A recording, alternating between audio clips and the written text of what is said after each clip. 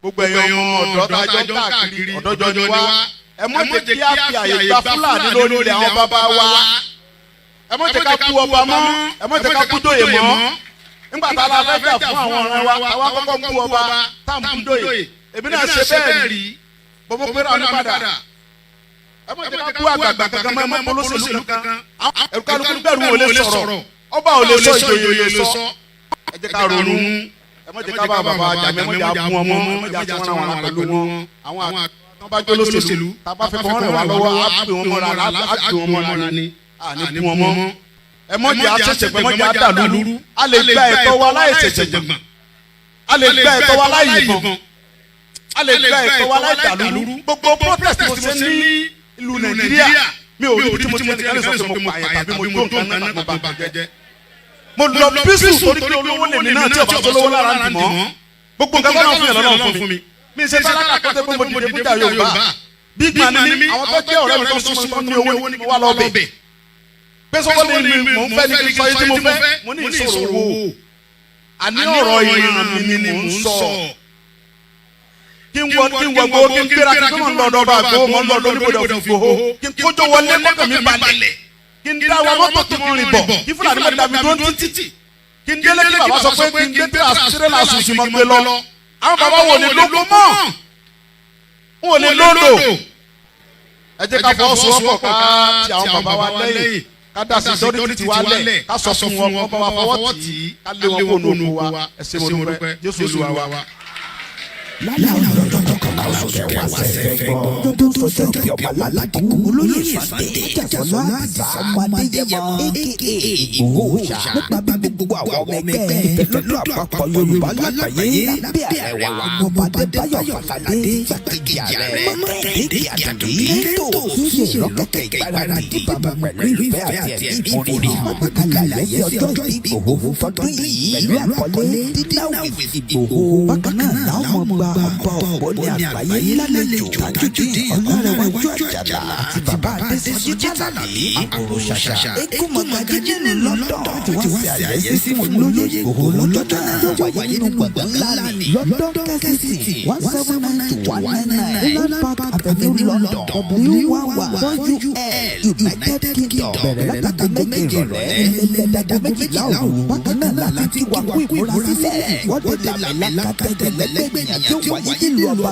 $1 million rally in London lọ́jọ́ kejìlá oṣù kẹwàá kí ọjọ́ kejì dínà pẹ̀lú Ìgbòho lẹ́yìn tọ́láyọ̀ Koiki àti bàbá wa pẹ̀lú ọmọ ṣàkóso ẹ̀ lọ́kàn tọ́ka àwọn alákẹ́lẹ́ rẹ̀ bàbá fẹ́mi fi ọkọ̀ àjàgbé ńlá ní London rapọ̀ sí àwọn àgbààgbà àti àwọn abalapa gbogbo láti BBC Oxford títí ìwọ́de tó parí sí Paris Trafalgar Square tó bá wá di ọjọ́ kẹtàlá ọjọ́ kẹtàdínà pẹ̀lú Ìgbòho láwọn máa ṣàbẹ̀wò lọ sí ìlú Manchester gan fún ẹ̀kúnrẹ́rẹ́ àlàyé síwájú sí i tàbí láti dá sí ètò ìfọlọ́ntírìlì ẹ lè pè tàbí kẹ́ WhatsApp Ọláyọmí Koiki lórí +447-594-050-979 Kẹ́hìndé Ìjàdùbí lórí +447-570-320-030 Ṣọlá Kògbódọ̀kú lórí +353-863-375-537 bákan náà ní ẹ lè kàn sí Tóyìn Ọláoyè lórí +447-896-018-764 lápapọ̀ ọmọ Yorùbá àgbáyé pátápátá YSDN pẹ̀lú Yorùbá World Media Home and Diaspora àti gbogbo ìkànnì mìíràn tó ń sọ̀rọ̀ sókè fún ìjàǹgbara ọmọ Yorùbá. ní àwọn ẹgbẹ́ ìfẹ́lọ́dọ̀ àpapọ̀ ọmọ Yorùbá ṣe ń kí ọmọ aládìkú wípé ẹ kú ọdún ẹ kú ìyèdún a sì ń ṣàmọ́dún sẹ̀mí ìtayà tọmọ. Yorùbá World Media tó ń kéde lórúkọ gbogbo ọmọ Yorùbá pátápátá.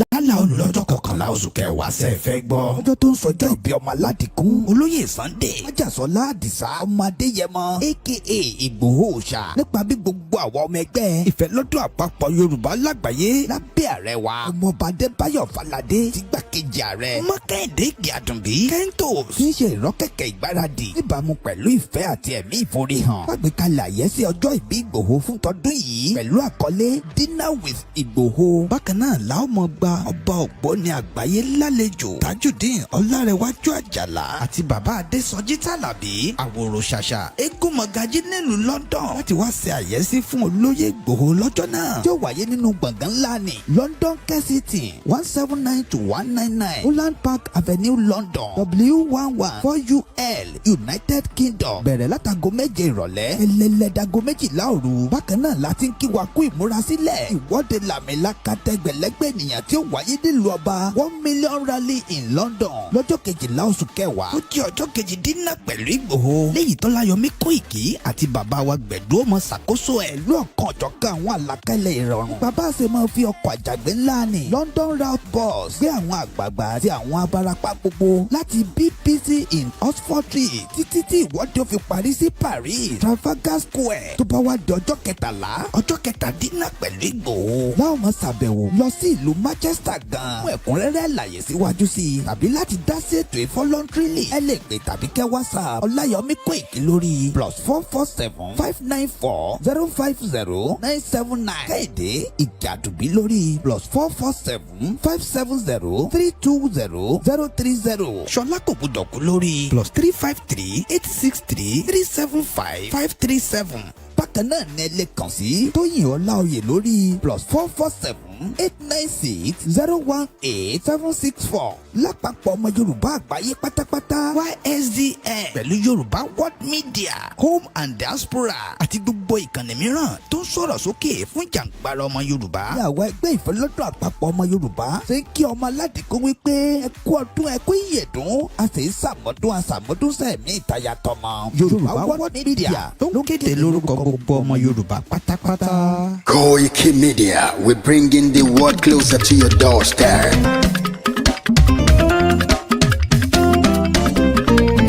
Koiki Media, Koiki Media, Koiki Media, we bringing the world closer to your doorstep. Koiki Media, Koiki Media, Koiki Media, we bringing the world closer to your doorstep. Àwọn sálára àgbà yìí dá, àwa ló láṣà àti èdè. Gbígbédè lárugẹ nílẹ̀ Oòduà o, àwa gangan ni bàbá. Koiki Media, Koiki Media, Koiki Media, we bringing the world closer to your doorstep. They never sabi wetin we carry for her. But they move closer before them to sabi.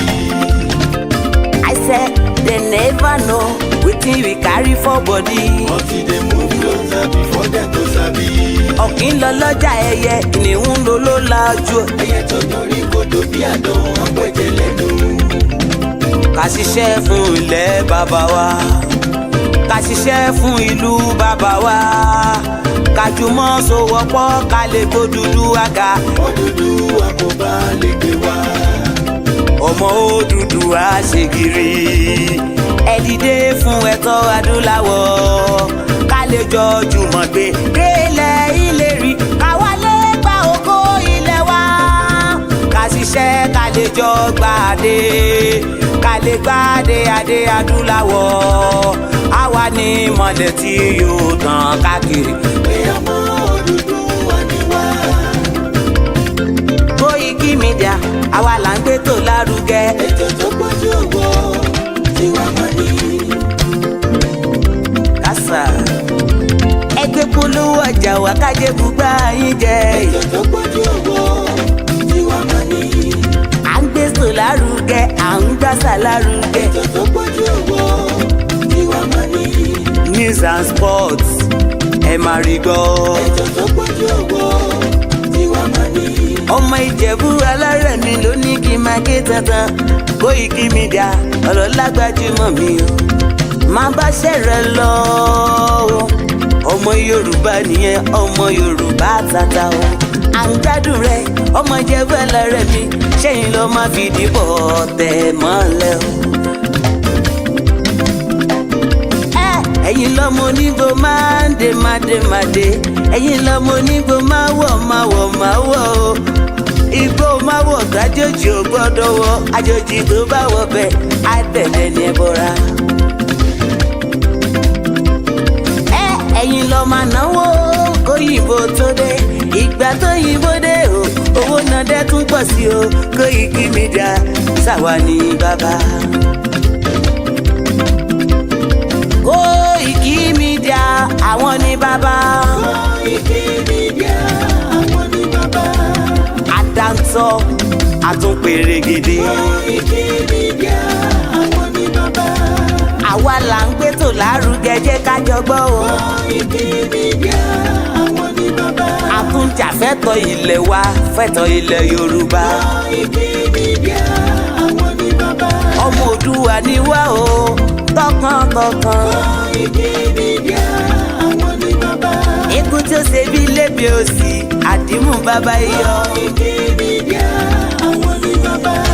We bring you up closer to your doorstep. Koiki Media àwọn ní bàbá. Afẹ́fẹ́ tó ń fẹ́ o tó kàn gé oko lára ni. Koiki Media àwọn ní bàbá.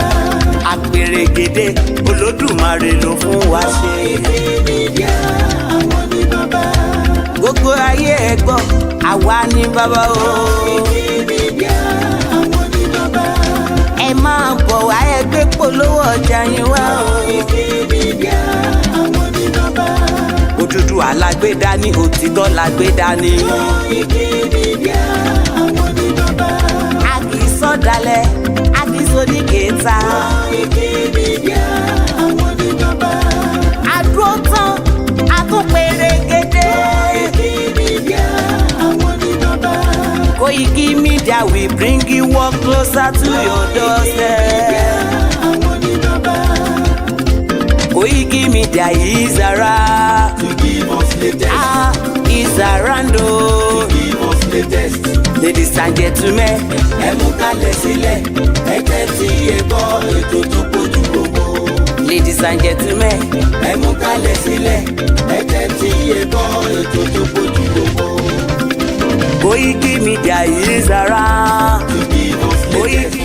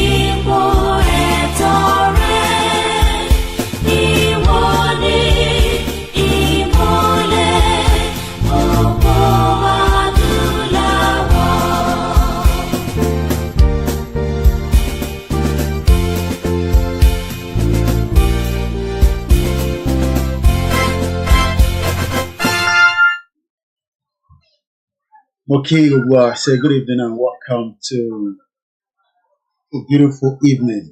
I thought we start early.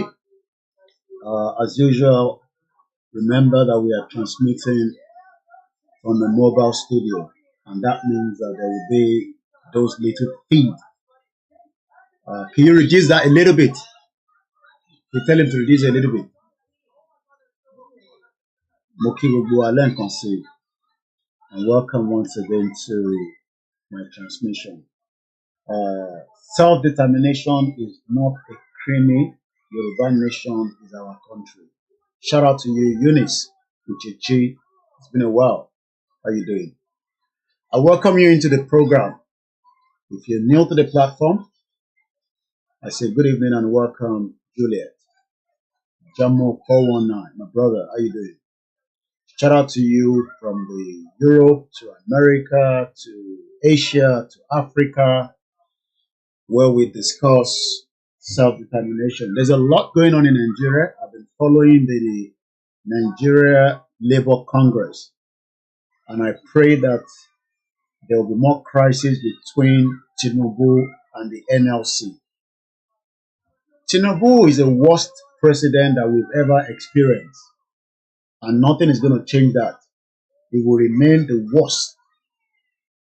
And I pray he punished many of you for voting or allowing him to rig himself to become your president. I say good evening and welcome to my program. If this is your first time of ever joining a live show, why not sit back and enjoy how we bring the truth and nothing but the truth through our transmission that is going live on multiple channels. I received my charger after the one we bought stopped working within 2 weeks. Not sure why. And that is the reason why we are live on the software this evening.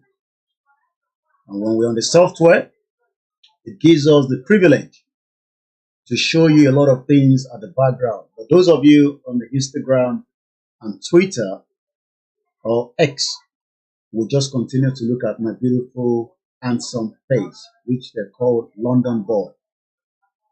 I welcome you all, and as a reminder that in October, which is countdown, there's a 2 big events that we're expecting, or 3 rather, because CSI will be in Manchester.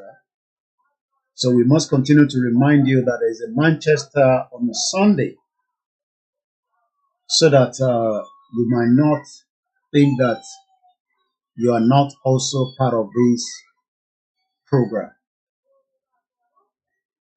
It will be for those that are living in the United Kingdom and all its surroundings, whether you are in Amsterdam, which I hope one day I will be able to talk, a beautiful place I'm told, whether you are in Germany, all these areas, you can still get into the UK for the event. But for those of us in the United Kingdom, it will be a privilege to host Igboho in a dinner and likewise the rally. And we hope that you will join us for these 2 great outings, and the third one will be in Manchester, where it will be more like a Q&A. Let me appreciate all the committees that are working tirelessly so that this great event will come to our doorsteps. We'll continue to ask for your voluntary support so that these 2 massive events will be a great turnout for us and for those back home. We are all involved, regardless of whether you believe in Yoruba nation or not, because whatever your belief, Nigeria, as it stands right now, is going through a very rough time. And our prayer is that it will sink very fast. So I greet you in the name of the Lord, and I greet you in the name of whatever your belief has. Ètò tá à ń ṣe níbí báyìí kò tako ẹ̀sìn o. I always say that. Your religion should be something you should cherish and guide very well, regardless of your faith. But what we are fighting for is an everlasting freedom that would even allow us to practice our religion, just like it is done here in the United Kingdom and other parts of European countries, including Asia and America. So if you have never experienced a true freedom through your religion, it is important that you endorse and support the self-determination of the Yoruba people out of Nigeria. In tí mo ń ṣàlàyé ni pé tó o bá ever experience freedom nínú ẹ̀sìn, because Deborah was burnt to death, which was very sad in Sokoto State. Till date, no justice for her. So, for us to even have peace in religion,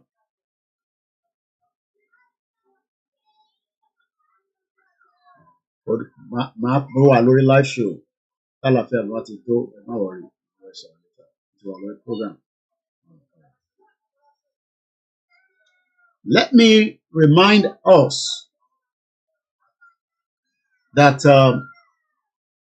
our quest for asking for self-determination that will be the reason why a rally is going to be held in London is so that many of you can have freedom of religion that you don't have presently in Nigeria. Because many Nigerians have never experienced freedom of religion. I give to you all from southeast part of London, Ayuba, Triple DRS, all the way to France, Senior Evangelist John, all the way to Ghana, Sonki, all the way to Ekiti State, Osun State, Ondo State, Kogi State, Kwara State, two important Yoruba states that the Fulani believe belongs to them. And if we have to reinvade and chase them out of those two states, we will do so. And I mean every word, because those two states are not part of the North. They are part of Yoruba land, and we will defend every sons and daughters of Yorubas that are living in Kwara and Kogi State. We would have a government that would tolerate you to accept whatever belief system you want in the near future. In the United Kingdom, we have a lot of atheists, people that doesn't believe in any God. And that does not stop the government of the United Kingdom from doing exactly what a government is meant to do for them. The atheists even have access to the basic things of life, even up to when they don't believe in God. Does not mean that the government would neglect them. Many Yoruba people that believe in God have suffered in the hands of your crazy politicians. We love Christianity in Yoruba land. We love Islam because Islam is a peaceful religion apart from the criminal terrorists that are operating their own Islam and their own Islamic ideology, and we need to stop that before they invade every part of Yoruba land. So self-determination will be the only option. Bola Ahmed Tinubu, another criminal government that is now using the power of the same security that almost killed him when the military were in power. He had to run away. He couldn't even stay. That was how lazy he was. He ran out of Nigeria. Maybe some of you don't know that. They were going to kill him. In 1994. Bola Tinubu, yes, that same president, this one we did there now. He ran for his life. He's now the president. He's now using the same security operative to detain Ajero. Not that Ajero is a good man. We told him that he should have allowed the strike to continue until further notice. But because he's also another criminal man that thinks that he can dine with the devil like Tinubu, and Tinubu is showing him what he can do. So I hope that the NLC should be telling us that everybody should shut down the whole country from tonight. I'm still waiting. I'll be telling you what they've said so far on their Twitter X handle. So Tinubu that survived Abacha death, we would also survive Tinubu, and Yoruba nation will come out, regardless of whatever your belief system are. Mo kí àwọn oníṣẹ̀ṣe pé àbọ̀rú àbọ̀yè. Mo kí wa ní ti kíkí ọlá. Mo ní assalamu alaikum. I'm a Muslim, born as a Muslim. My dad died as a Muslim. He was an Alhaji. And at the time he was living his life before he died, his Islam was a peace that respected other people's faith, that didn't allow his own faith to encroach on other people's faith. But today, as we continue to demand for Yoruba nation, some buffoons, thinking that because we are asking for Yoruba nation means that we are going to turn everybody into traditionalists or people that will be doing whatever they don't want to do. They forgot that the world has evolved so fast, and it is entirely up to anybody to decide even to believe whether there is God or not. You have the right to even challenge if there is God. That is the kind of society I want us to live in. You have the right to challenge whether there is God, but nobody has the right to kill because of religion. But in today's Nigeria, thousands of Muslims that are Yorubas and the non-Yorubas, and thousands of Christians that are Yorubas and those that are non-Yorubas have been killed by the deadliest Fulani terrorists, the Boko Haram, the ISWAP, all these jihadis that have been left to operate as if we do not have a government. Rather, the DSS can pick up Ajero, but they can't find where 2G Bello is, that continue to kill innocent Nigerian military that are hardworking, apart from the one that have infiltrated the military and be given uniform. But when we talk about the Nigerian military, you got to give kudos to them. But today, we don't have the Nigerian military as we do before. What we have now are Fulani terrorists. But my job as a media personnel is to continue to give you the breakdown of how Nigeria is falling apart very fast. Because what we pray is for things to become stiff and tough for everybody. So the average Nigerian that doesn't even agree with the breakup of Nigeria, when they start hearing that Tinubu, that criminal politician, is using the same power that is not meant to be used and abused against innocent citizens. You can't just arrest anybody without the courts. And even if you arrest people, you go to the court and let the court decide. But Tinubu already bought Kekereeku, the Chief Justice of Nigeria. So that means Tinubu controls both the judge and all the security apparatus. So let him enjoy it until the country will create more problem on his head. So my prayer is, gbogbo àṣìṣe pátá tó ń bẹ láyé òun ni kó máa ṣe Tinubu. Gbogbo àṣìṣe pátápátá òun ni kó máa ṣe tí Nàìjíríà máa fi fọ́ lé lórí.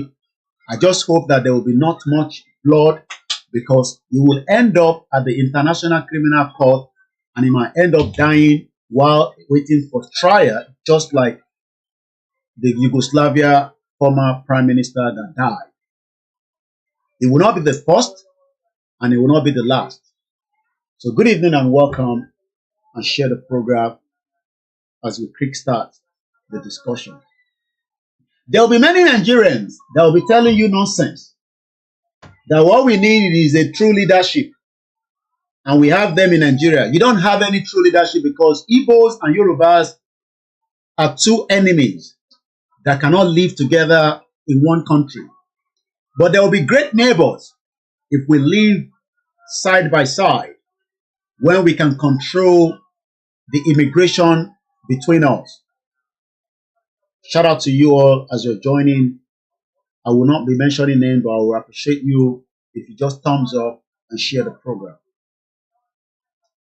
If anybody tells you that we already have another group of Nigerians, criminal Nigerians that want to run Nigeria, you better run away from them. Showore cannot run Nigeria. Not even Fela Dorotoye. If they like, let them bring in Dele Momodu again. He cannot run Nigeria. Nobody can run Nigeria. What we need to run is our own independent country away from the contraction known as Nigeria. But many Nigerians are still not confused or convinced, not confused, yet that the country is going to break. Bear with me.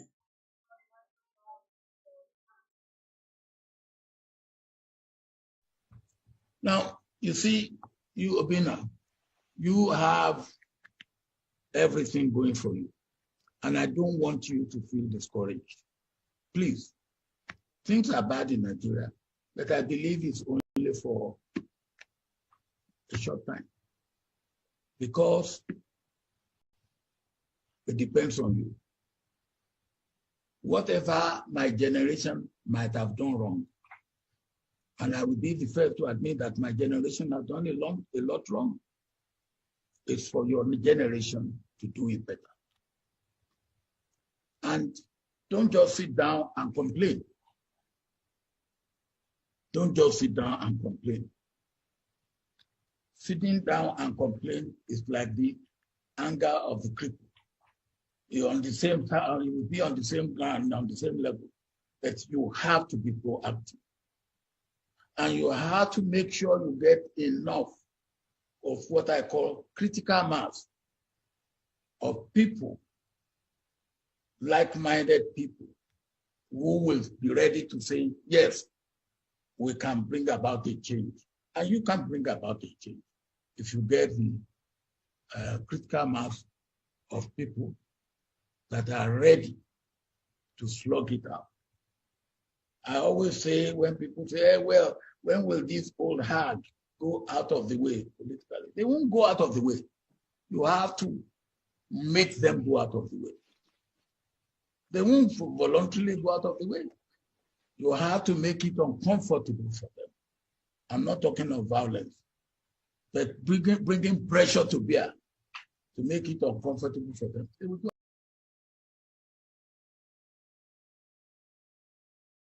Well, you had Obasanjo, the former president at the First Republic. No, sorry, after the whole shenanigans was brought in to cool down the tension, and the Yoruba people accepted that. Well, you heard him say that we must keep the pressure, and that's exactly what I'm doing on this platform. I keep the pressure on the politicians. I give them no room. I try to debunk all their lies. The same thing that Tinubu complained about during the military is exactly what he's doing as well. Because he has become the president and he thinks that now he can do and undo. So Obasanjo said we must put the pressure on each one of them. And we must not give room to them. So let's keep the pressure and let's hope that sooner or later the country will dissolve without too much bloodshed. I see a Yoruba man attacking Simon Ekpa all the time. So what I don't understand is that since you don't like Simon Ekpa, why not allow them to go? So that you can have your own Nigeria away from the Biafra. But they're not going to do that. So what we have to do is to keep the pressure going. And we will not stop until our quest and our desire comes to place. Nothing will change the evil of that contraction you're calling a country. Nigeria was never meant to be. And until we all accept the truth and nothing but the truth. For those of you that are not sure where you stand, it's better you start fitting in.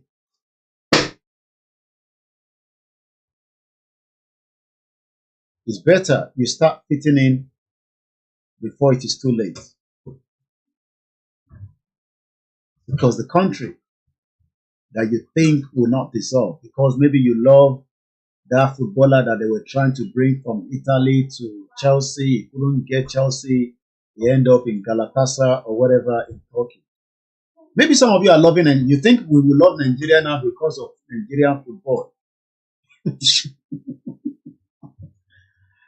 I think some of you think that we will love Nigeria so much that each time Nigeria go and play football, we will forget about Yoruba nation.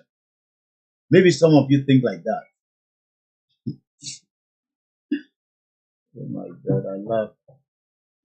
You forgot that we have gone past the stage of using football to deceive us, while criminal politicians continue to keep Nigeria together and telling us, oh, you know that we play football together as one country.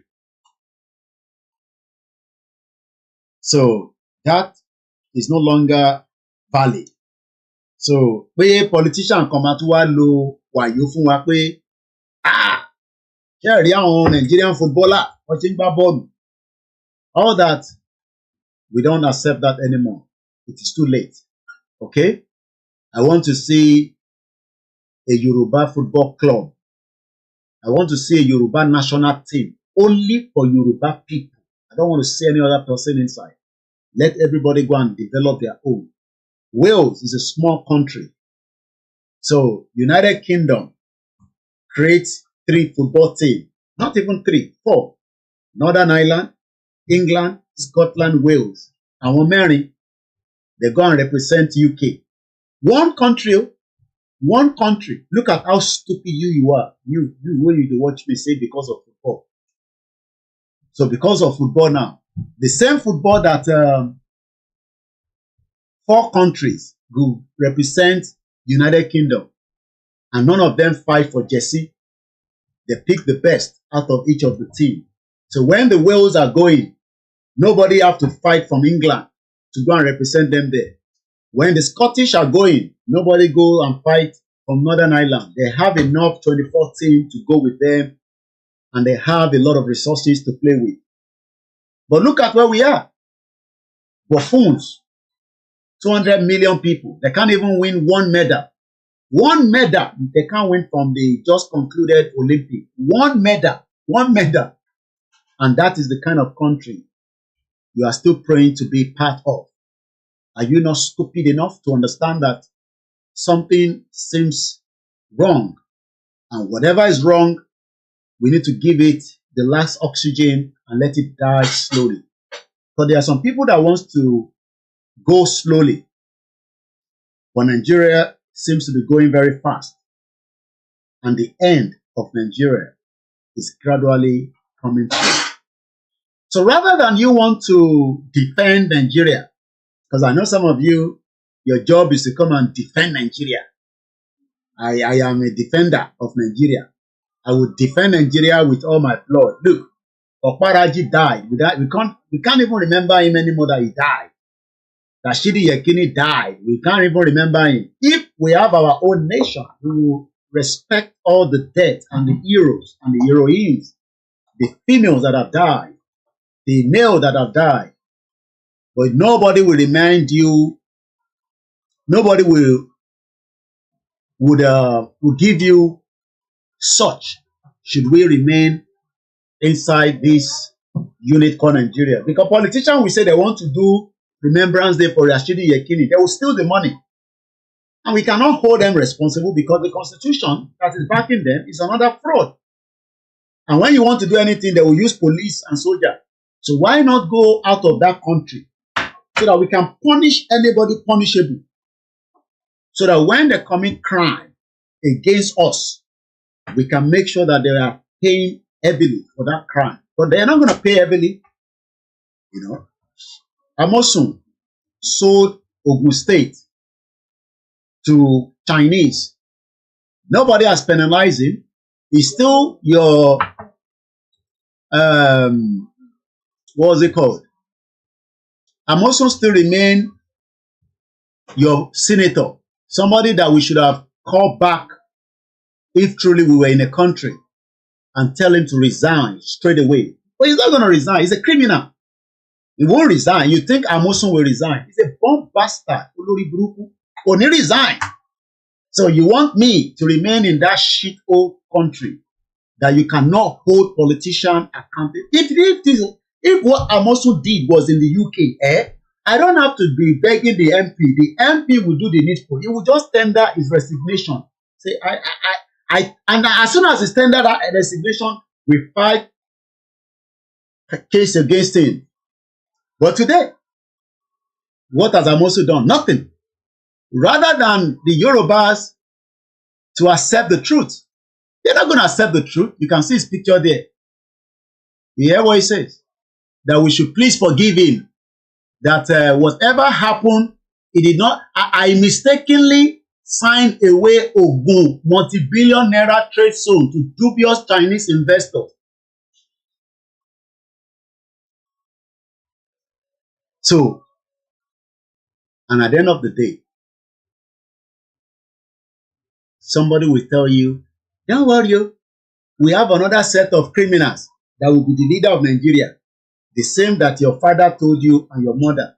Look, I am in my 40. You, how old are you? You are your 50. Oh yeah, how old? 60, 70, 20. Oh yeah, by the time Tinubu will finish, you'll be 20, you'll be 28. That is if they allow him to do 80 years. And that is if Nigeria still exists. I don't know. So, self-determination can only stop all these.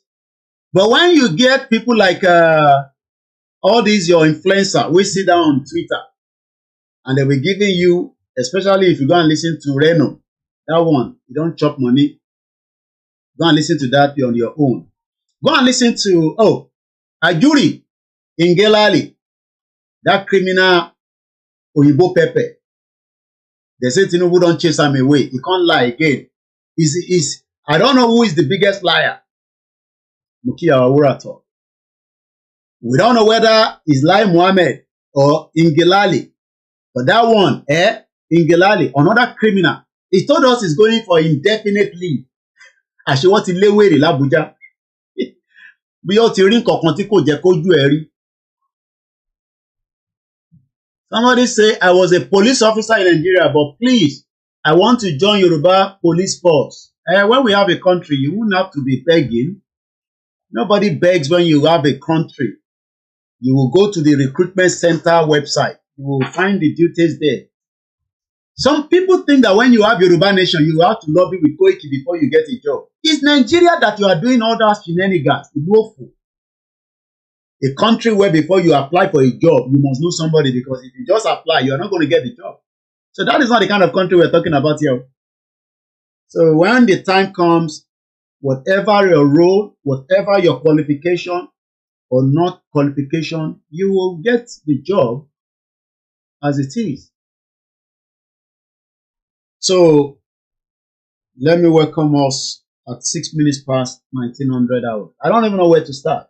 I'm just trying to crack my brain, because every day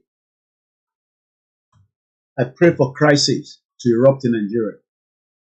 And the one that I think is erupting slowly is between Tinubu and the Nigerian Labour Congress. We know they are already sold out. So maybe now that Tinubu has, that's why you got to be very careful with politicians. They will give you 10,000 pounds. They will destroy your image. That's why I want you to sorrow. You know what I want to say? I want you to sorrow because anyone to borrow what is Tinubu. I can come out and lambast Tinubu anytime. He's a civilian president. He's not a military man. We have the right to lambast him and call him out at any bloody time, any day, anytime. Agbowó lọ́wọ́ ẹ̀. Èyí tẹ́ bá gbowó lọ́wọ́ ẹ̀ ni ẹ̀rí lè call ẹ̀ out because wọ́n máa yọ rìsíìtì síta. Ẹ ti jẹ gbèsè. Ta ló rán yín iṣẹ́? Ta ló ní kẹ́ lọ gbowó lọ́wọ́ Tinubu? Ta ló ní kẹ́yìn lọ gbowó lọ́wọ́ Tinubu? Ẹ ti gbowó lọ́wọ́ Tinubu. So you collected money from Tinubu. Now you are all running helter and skelter because you have collected money. So àwa tá gbowó lọ́wọ́ ẹ̀ báyìí, we have every right to call him out, and that's exactly what I would do because he's the president and Nigeria is still a country, and my job as a journalist is to call him out, and I've done so and I'll continue to do so. So if that one is upsetting you, I'm sorry, I cannot help you. Okay? So, you've never heard about Yoruba nation before. I know you've never heard about it. You are just like freelancer. Yoruba nation. You are one of the Yorubas that the British sold out, that we are trying to bring back home. Which Yoruba nation? Which Yoruba nation? Which kind of Yoruba nation? We don't want any Yoruba nation. I understand. I understand. You are one of those that the British that sold out. They sold you out. And we are here to recall you back home. Because I can't understand why a Yoruba man will be telling us, oh, I don't want Yoruba nation. I don't want to have anything to do with Yoruba nation. A Yoruba man and a Yoruba woman. Come on, Yoruba man, so Yoruba nation. Can you imagine that? They love Nigeria so much that British is so happy for those kind of people. Hey, Koiki, we told you that not everybody will support you. Come on, Yoruba man, so I don't want to have anything to do with them. I don't want to have anything to do with them. English is vernacular. English was vernacular, but they make it the other way around. They say Yoruba is vernacular. Until we now realize that when people go to Germany, you have to go and learn language. Do you understand that? Until you will leave Nigeria, you go to Italy, you will then start learning language, and you will now know the importance of what language is all about. And if I ask now, what is the meaning of Nigeria? You will be hearing all kinds of different analysis about Nigeria.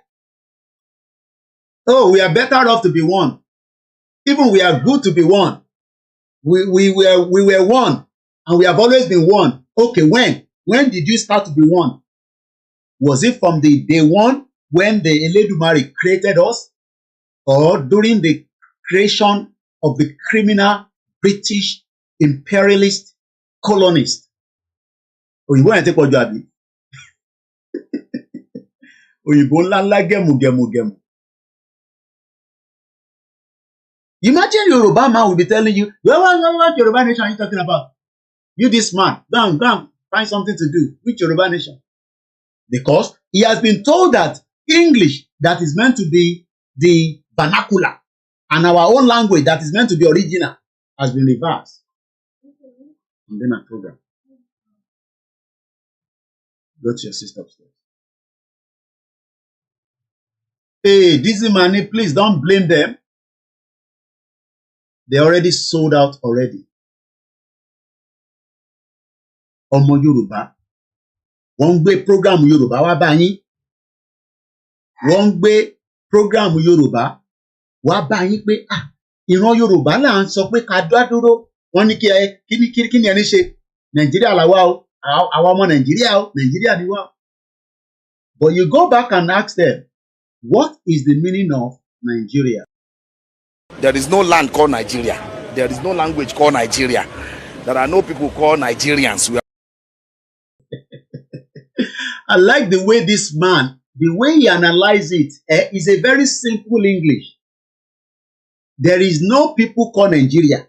There is no land called Nigeria. There is no language called Nigeria. Oh yeah, Yoruba man. Which land does Nigeria own? Which language is Nigeria? Which culture is Nigeria? Who are Nigerians?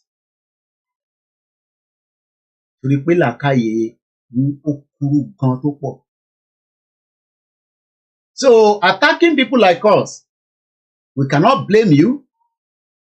We just have to blame the British for good job that they've done by deceiving. Look, Tobani, the most deceptive people. Show you going right. The deceptive people. The people where they deceive people, make I use grammar. The people where they deceive people for this world, you owe this country number one. Her name is Musobe. I've lived with them for 24 years. So you want to gbé pẹ̀lú wọn, o lè ní làákàyè ibi tí mo sọ̀rọ̀ dé yẹn. Tó bá ní ìlú tí ó jẹ́ wàyó, ẹ kọ́kọ́ mú Britain. Wọ́n ṣe wàyó káàkiri gbogbo àgbáyé all over the world. Kò síbi tí wọ́n ti ṣe wàyó dé. During the empire era, they told lies. They created friction there. They created problem there.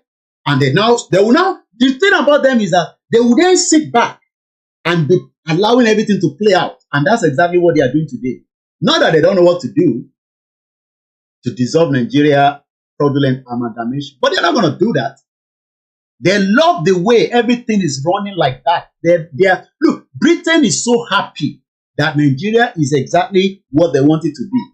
So you, Omo Yoruba, they are so happy for you. So because you too, you are looking for scholarship. Really. Because of the scholarship that they will give you to come study in UK. So you want to sell your birthright. We are here with them. Àwa ti bímọ sí wọn lọ́rùn. Mò ń jẹun sí wọn lọ́rùn. Mò ń ṣiṣẹ́ sí wọn lọ́rùn. And we are still calling them out. So you, when you in Nigeria, you never travel come UK. You never even apply for visa. You don't even know how the country look, apart from the one where you see inside Koiki media transmission when we go out. I'm in London with this. Look at their village. I am now telling you that the biggest wayo in the world is Britain. Biggest wayo in the world. They told the Pakistan lies. They told the Bangladesh lie. They told the Indian lies. Africans, they told us lies. Lies upon lies. And people are still believing that lie because I am not English. Adebanji grandson Roman no English. Adebanji grandson call them English. Me, I call them Oyibo people. Ẹlòmíì ò tẹ̀ dá Òyìnbó mọ̀. Everybody think that anybody wey white, they be English. So you don't know the difference between àwa la mọ̀ wọ́n pé ilé yóò ṣe this one no be English. Àwọn Eastern European English eléyìí. You not gonna know the difference. You think everybody when they work for London, when they go up and down, you think every one of them like English? No! That is why the English defense league are coming out and say all they are rubbish. But they forgot that their forefathers created wayo for us. We own this country together now, whether they like it or not. But we must prepare quickly for the better future of our own independent Yoruba country. So when some of you sit in your own little cocoon and we are trying to break it down to the barest minimum for your understanding as a layman, you are fighting yourself. You are believing politicians that their head dúdú ló wà nínú ẹ̀, orí wọn dúdú ni, kò sí kankan níbẹ̀. Bó ṣe máa jí owó, bó ṣe máa gbé owó láti bíbáyìí, bó ṣe máa gbé wá láti bíbáyìí, tó máa gbé lọ sí àwọn investment wọn níta tíyàn kankan ní lè trace, including Peter Obi. Peter Obi has a lot of investment in all these foreign accounts. They call it tax haven. British, àwọn Britain náà ló create ibẹ̀ yẹn o. Ọlọ́run ọba. Sometimes I just laugh. To Nigerian, Indian and Chinese are Oyinbo. Do you imagine that? Chinese, you think is Oyinbo man, Abi? Indian is Oyinbo man. Lebanese is Oyinbo man because they look white. Orí yìí ti fọ́ bí àgbọn. So how do you now explain to this man? Only deceiving ourselves. We are not Nigerian. Okay, where is the reporter is even asking, we are not Nigerians? Do you imagine that? The reporter was also confused that we are not Nigerians. We were never Nigerians. That is the lies that the British cook. They are good at that. They've been doing that with Awolowo. They did that with Zik. They did that with Tafawa Balewa. When the three of them were coming to London, every time they finish meeting, Britain will go around behind the door again, and they will have another meeting separately with every one of them, and they will tell lies upon lies. We had Harold Smith, that did not say they wanted to not be part of, they said, are you sure? You way we don't see now. You better take military, allow Awolowo and the rest go they study. But as soon as they study, now you go to use gun, they control them. And that's what they did. So when you hear Yoruba man, they attack Yoruba nation campaigners. What do they talk about? What do they talk about? They know that Britain is wayo, but because I live with them now, and I'm always happy that they give me opportunity to tell people that they are wayo. The biggest wayo, tí wọ́n ju 419 lọ. Britain, tí wọ́n ju 419 lọ. If there's another word that we can use for wayo, you call it Britain. Very smart, very good in manipulative people. Oh yeah, manipulate them there. And today, look at the end result of that mess which they create called the amalgamation. So the journalist is asking the guy, are we not Nigerians?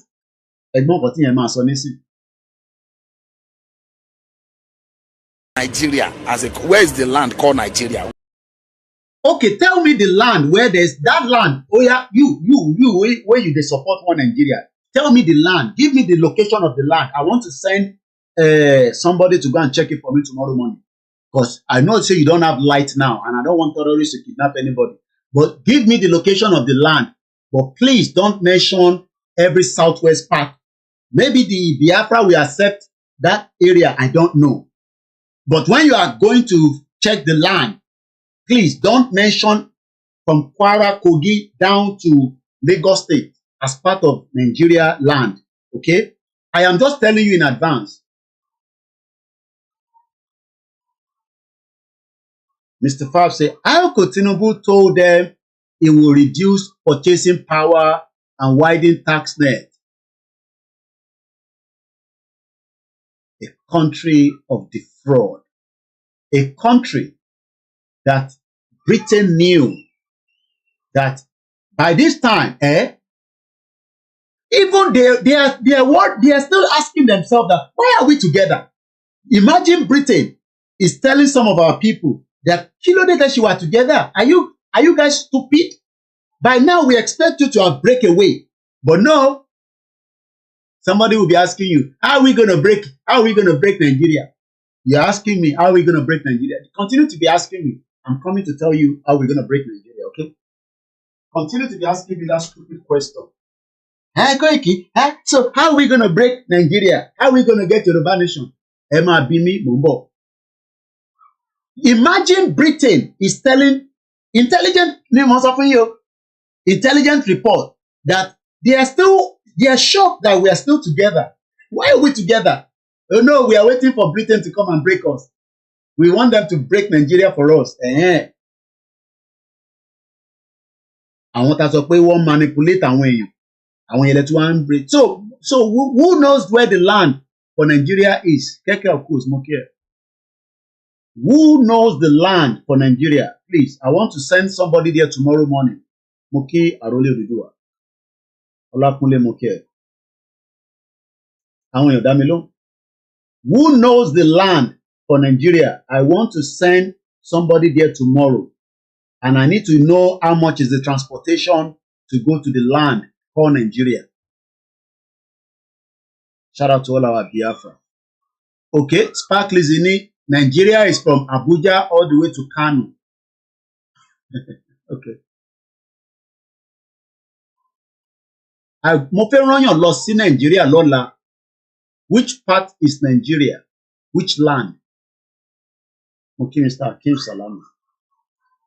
We have been told lies for too long. Moke Olanipeku, wealthy plenty. Okpe, mighty pinny or Kafumalowo, because I might be pinning some people just to appreciate them. So Tibati pin, not one pin it, please. Towards the end, Masha post the Kafumalowo, because I need the work, and I need the work. So Taba Fumalowo, Amandupe, but my pin it for now. Well done, and hope we will all survive Bola Tinubu wahala. Mo ń bèrè, apá bo ni ilẹ̀ Nàìjíríà wà? Danilo Edemuki, Mr. Ganiu Suraju. Which part is the land for Nigeria? Because I want to send somebody there. Mo kí Baba Akintoye. Shout out to those of you on the Twitter space, and welcome to the program. Yoruba people, you are not reading Yoruba Nation anymore. Shut up your dirty stinking mouth. Do we need to come and be announcing to you that we are still doing Yoruba Nation or we are not? Too cool. Only Nigeria is from Abuja to Daura. If you are looking, Mr. Ganiu Suraju Alabini Kosi. So what you are all saying now is that there is no land called Nigeria. Are you sure? Because I don't want anybody to come and be attacking you after this program. Are we now sure that there is no land called Nigeria? You can see the lies. Juliet, welcome to the program. Nigeria does not exist and will never exist. It is the creation of the British. The 419. I mean, if there's another word for 419, we should give it to the British or the Britain during that era. Go and fix Nigeria. You're gonna fix Nigeria. Who are you to fix Nigeria? How are you gonna fix Nigeria? There's no land called Nigeria. There is no language called Nigeria. There are no people called Nigerians. We are only deceiving ourselves. We are not Nigerian. Okay, where is Nigeria where is the land called Nigeria? What is the Nigerian language?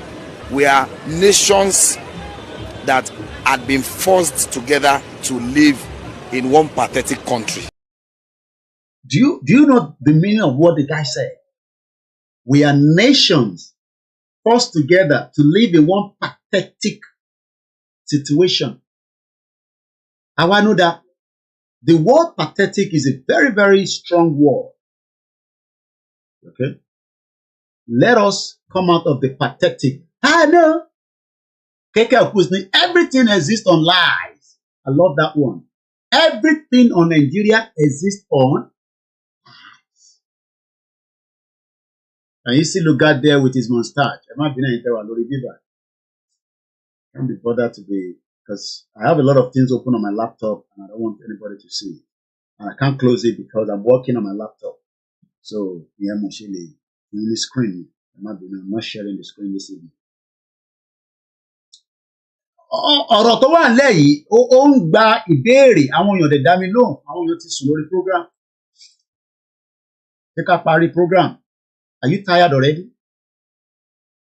Ṣé ó ti sú yín ni? Question là ń béèrè. The phone line is open. Ẹ wá bá mi dá sí.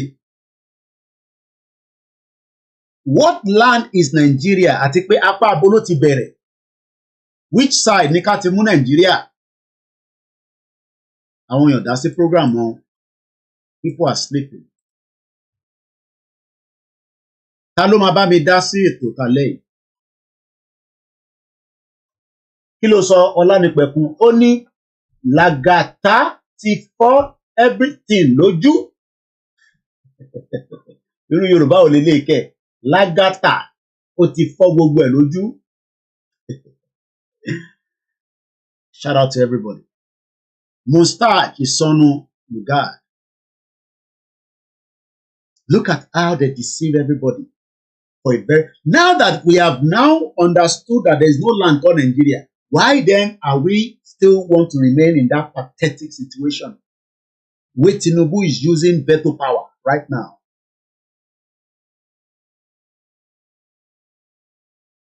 Omolodo Ode, ó ti gbé lẹ́kẹ̀ síbi ẹlòmíì báyìí. Àbí nǹkan tẹ́ máa ń sọ kọ́ nìyẹn. This man said, we can't understand why some people think otherwise when Orílẹ̀-èdè Yorùbá innovators are leading the world in creating new wealth to benefit the creativity industry. Àwọn èèyàn fẹ́ yẹn. They want the system where you just wear soldier uniform. You don't know who is who. Make you stop, make you don't stop. Na Boko Haram, na normal soldier. A country where DSS continue to be abused by President Tinubu. We told you he's a criminal, but you are not going to accept. Ìrọ̀lá ti bú Tinubu ara yín máa ń gbọ̀. Koiki àgbàlagbà ní Tinubu náà, má máa bú Tinubu náà. Wọ́n ní ebi ti fẹ́ fọ́ everybody lójú báyìí. Ojú yẹn sì máa yọ wálẹ̀. Do I pity anybody? No. Èmi náà ní family nínú bẹ́ẹ̀.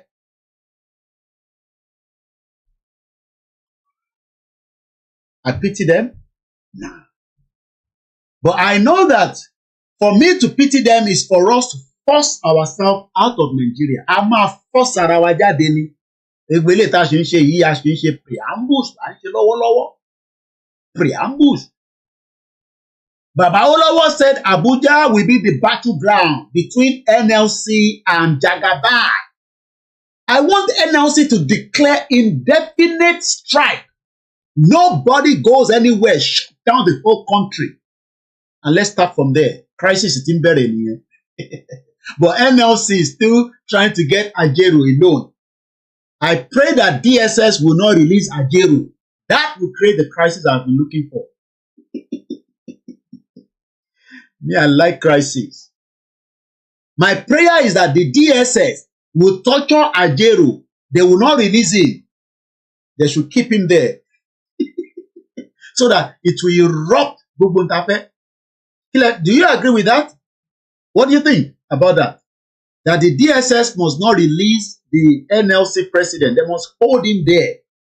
Hold him there so that his people will rise up. They even take the deputy, charge every one of them and lock them away, and they should not take them to the court. Judiciary system messed up. So you expect that this is a country.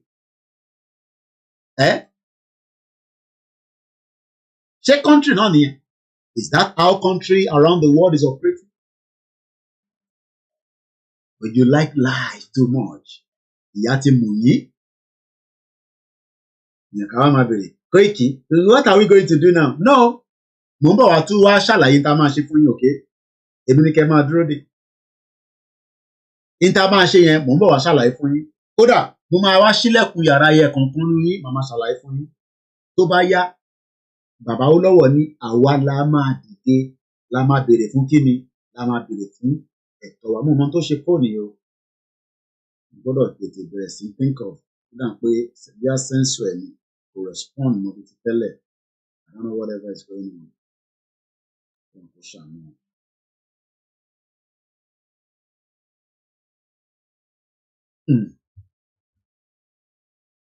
Kí ló sọ alàgbà yìí? Mo ń bọ̀. So anybody who goes there today to say pray for Nigeria, that person is just deceiving himself. I love that part. Anybody that just say pray for Nigeria, ẹ̀mọ́ tó ṣe ó ní.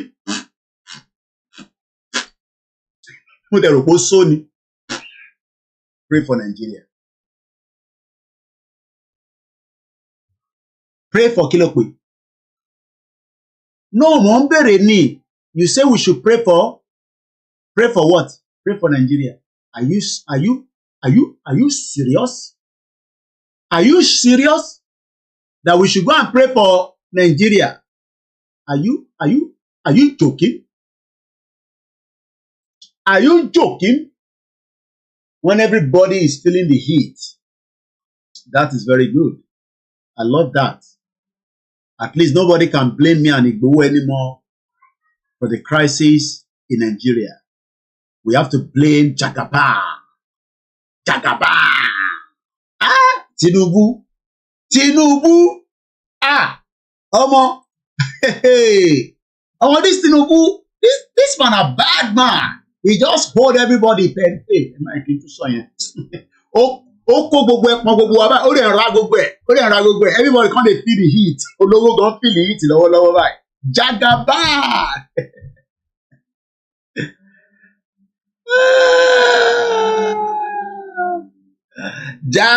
Jagaban. Tinubu. Welcome Nigeria President. Tinubu. Welcome Nigeria President. Jagaban. Say, I go show every one of you. Where is Asari Dokubo? Omolodu Ode Tinubu. The weight of Nigeria is not the weight that any normal, ordinary human being can carry, except with the help of Almighty Allah. It is evident, therefore, that the Almighty Allah is with our president. He is carrying the weight for him. The weight of Nigeria is not the weight that any normal, ordinary human being can carry, except with the help of Almighty Allah. It is evident that Nígbà tó sọ̀rọ̀ èèyàn kan lẹ́yìn sọ pé bẹ́ẹ̀ ni àbíṣọ́pọ̀ ènìyàn tó bá bí nísì ó máa pọ́ǹṣì èèyàn ni. Nígbà tẹ́ni tí Gbajabi Omole, this one na another fraudster wey fraud somebody for America go do money laundry for Nigeria because he took somebody's money in America to go and run election. So when he was speaking, somebody say bẹ́ẹ̀ ni ẹwà àfààyàn ra dúró sẹ́yìn. Fẹ́mi Gbajabi Amila ń tàn sọ yìí kọ́lẹ̀ ẹ̀kọ́ máa sọ o.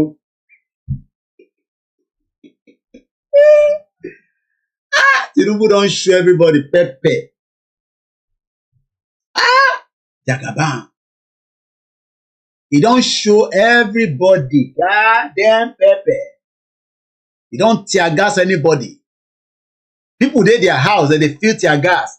Imagine say you no go for street.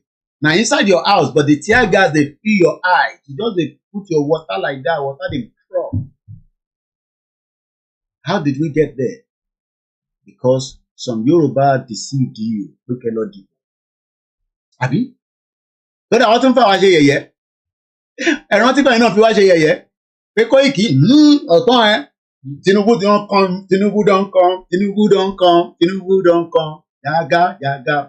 Jagaban. I remember wọ́n tún ránṣọ fáwọn kan kó wọn sínú plane. Ó yá apaka fún Abuja. Ó yá ẹ wò wá. Àwọn ọmọ Tinubu rèé ẹ wò wá. Mo dẹ̀rọ̀ pé bí wọ́n ti fún àwọn yẹn nílé ni. Àṣé wọ́n sì máa tún padà wá gbé nínú ilé face my face you. Imagine where somebody where they don't enter plane, wear Tinubu outfit. You go expect by the time where they go return back to their base, they are going into a proper flat with everything inside, air conditioned, 24 hours electricity. Almost some of them they return back to where they don't get water. That is the fraud. They are good at that. So Gbajabi Amila is telling us that the way to only Almighty Allah go help us. That the Almighty Allah is with our president. He is carrying the weight of Nigeria. The weight of Nigeria is not the weight that any normal, ordinary human being can carry, except with the help of Almighty Allah. It is evident, therefore, that the Almighty Allah is with our president. Our governor, yàtọ̀ sí Kogi àti Kwara, I'm raising they no invite Kogi and Kwara. Àwọn governor yìí ti jẹun kẹmukẹmu. Ẹ wọ́n ṣe ń dán yọ̀mùyọ̀mù. Look at our governors, Southwest governors. This is money. We all send money back home, but I am only sending money to people supporting ORILEEDE Yoruba. We tell them to help ORILEEDE Yoruba. By spreading the awareness campaign, they told us to shut up. Everything is all mirage. They will tell you, we are working on it, we are going to do it, We are almost there. We are almost there. We are almost there. We are going to be there soon. Oh. It's all lies. Jagaban. Mbolo Aidisi. Yeah. Tinubu. Ọmọ olódò ọdẹ. Who can fire anybody? You don't deal with anybody. You know what you.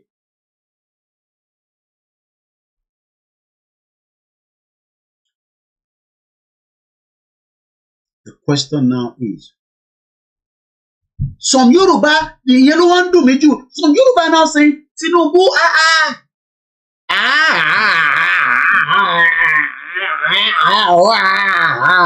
Tinubu, Everybody, everywhere don't scatter out. Everywhere don't scatter out. I'm still looking for that video. And Nico send this in me. We thought Jonathan was bad. We thought Buhari was worst. Ashe Tinubu ma wa deal with anybody. Jagaban Karim. You don't tear gas anybody. Tinubu is dealing with everybody as we speak right now. And Yoruba people can't come out and say, Koiki, mo kí ẹ easy. Brother mi dada, ní gbogbo Miami, mo kí ẹ ti Yankee. Imagine that the expectation of Nigerians on Tinubu was that he go fine pass. I say now we realize that Buhari fine. It's just that he's a cow.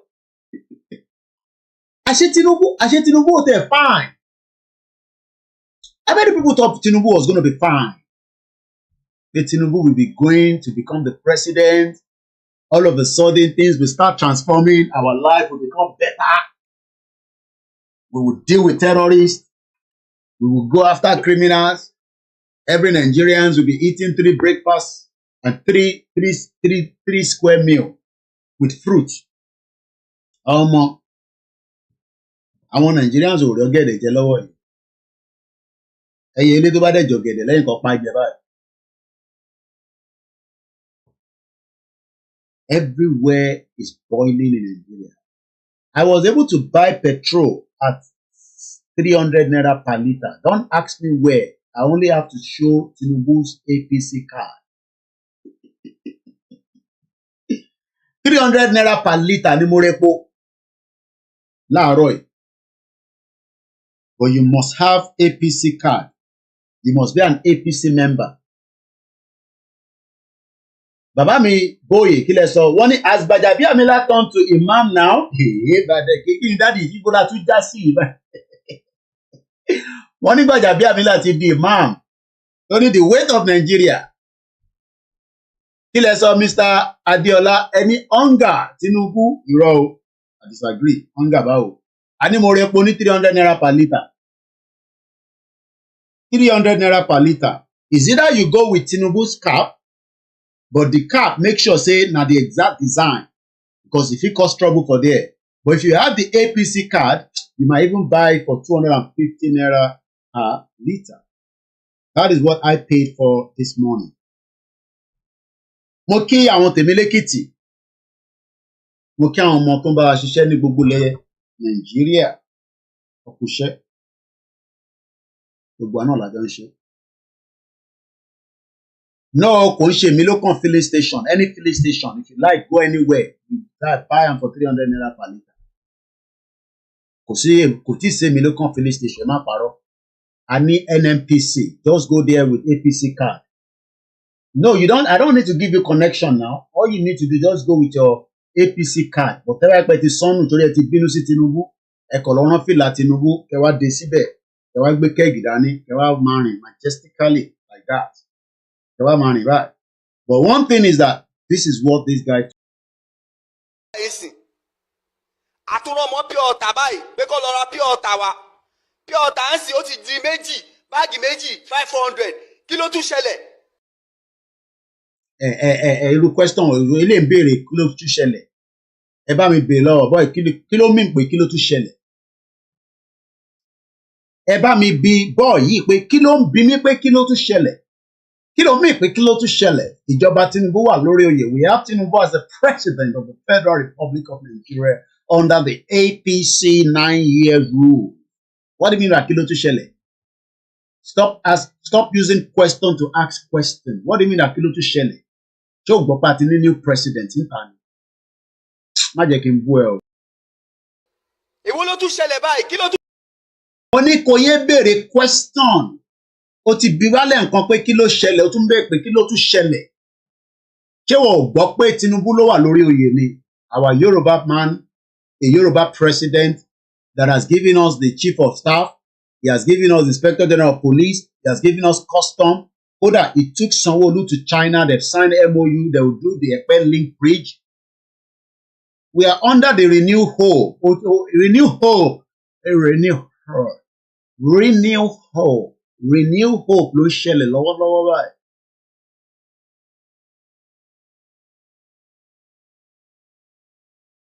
Ìgboro ti dàrú rẹpẹtẹ. Everywhere is hot in Nigeria. The Igbo they complain, the Hausa they complain, everybody they complain right now. Even the APC they complain. Ilé wa ní kí ló tún ṣẹlẹ̀, kí ló ní pé kí ló ṣẹlẹ̀, kò sí ń lò ní. Pure ọ̀tá omi ta fi ń dáná. Tó o bá fẹ́ dáná kó má dáná, má yọ wá lẹ́nu. Omi ta fi ń dáná kí ló dé pé gbogbo nǹkan báyìí ìnira ti pọ̀ jù lé. Ṣé bọ̀bọ̀ is right láti máa sọ pé ìnira pọ̀? Is there pain as we speak right now? Triple DRS ní renew Shege Banzani. Miko Adeolani, Nigeria is now for sale. It's on eBay. Who wants to buy? It's a bad market. They would need a good PR like Dr. Kemi Lawyer to sell Nigeria. Because I'm not sure whether anybody wants to buy Nigeria. But this Yoruba man wants to come up with something. Ó ti kọ́kọ́ béèrè, ó ti fi question béèrè question. Ó ní kí ló ń ṣẹlẹ̀? Kí ló tún ṣẹlẹ̀? Kí ló ń ṣẹlẹ̀? Yorùbá ló ní ọ̀rọ̀ lọ́wọ́.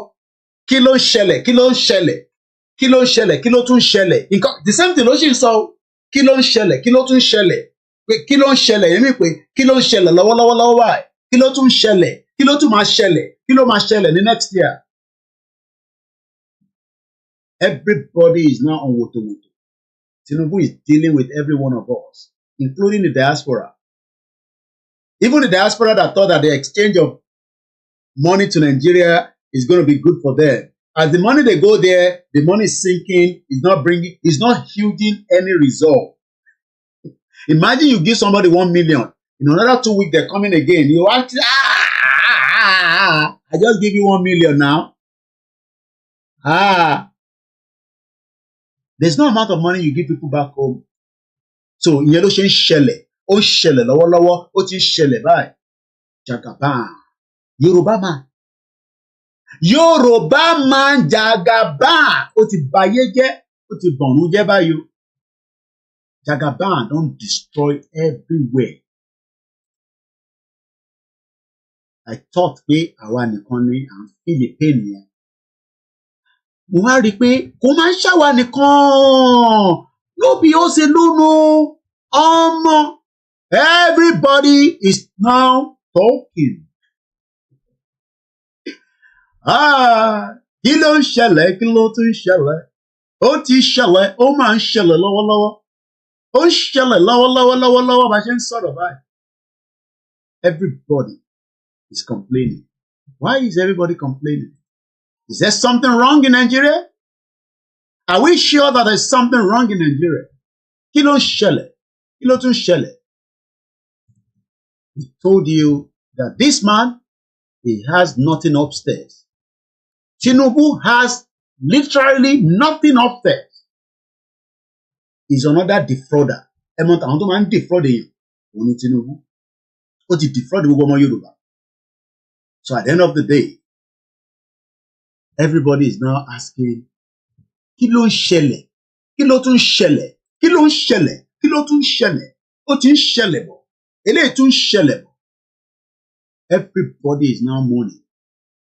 Everybody is now talking. But it is still just the beginning. The beginning la ṣe ń rí. Pansa òfúra, pansa òfúra. Let us out of Nigeria. You will see massive transformation. How lives will be transformed within 10 years. Because everybody will be identified under a Yoruba country. But no, we don't want that.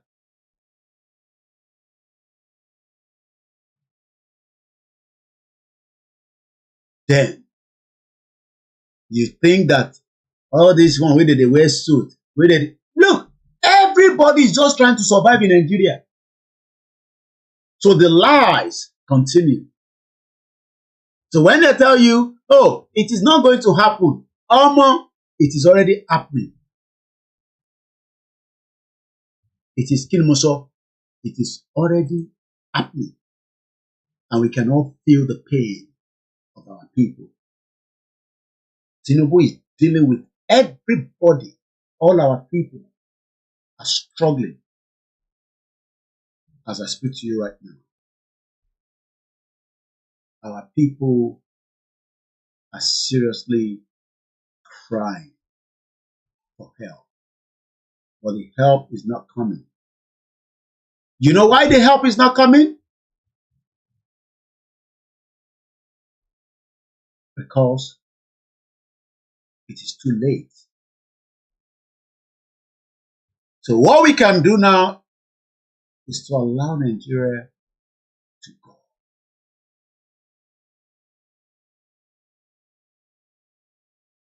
That's all we can do.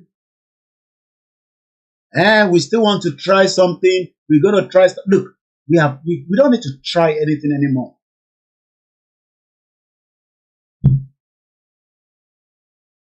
Enough is enough. Kí ló ṣẹlẹ̀? Nígbà tẹ́ ń ta pure water láti inú mọ́tò méjì 500 méjì báàgì méjì 500 láti inú mọ́tò àwọn tó máa tún tà kọ́lé ló máa tà. Kí ló pé ìnira á pọ̀ jù ní Nàìjíríà ìnira ti pọ̀ jù.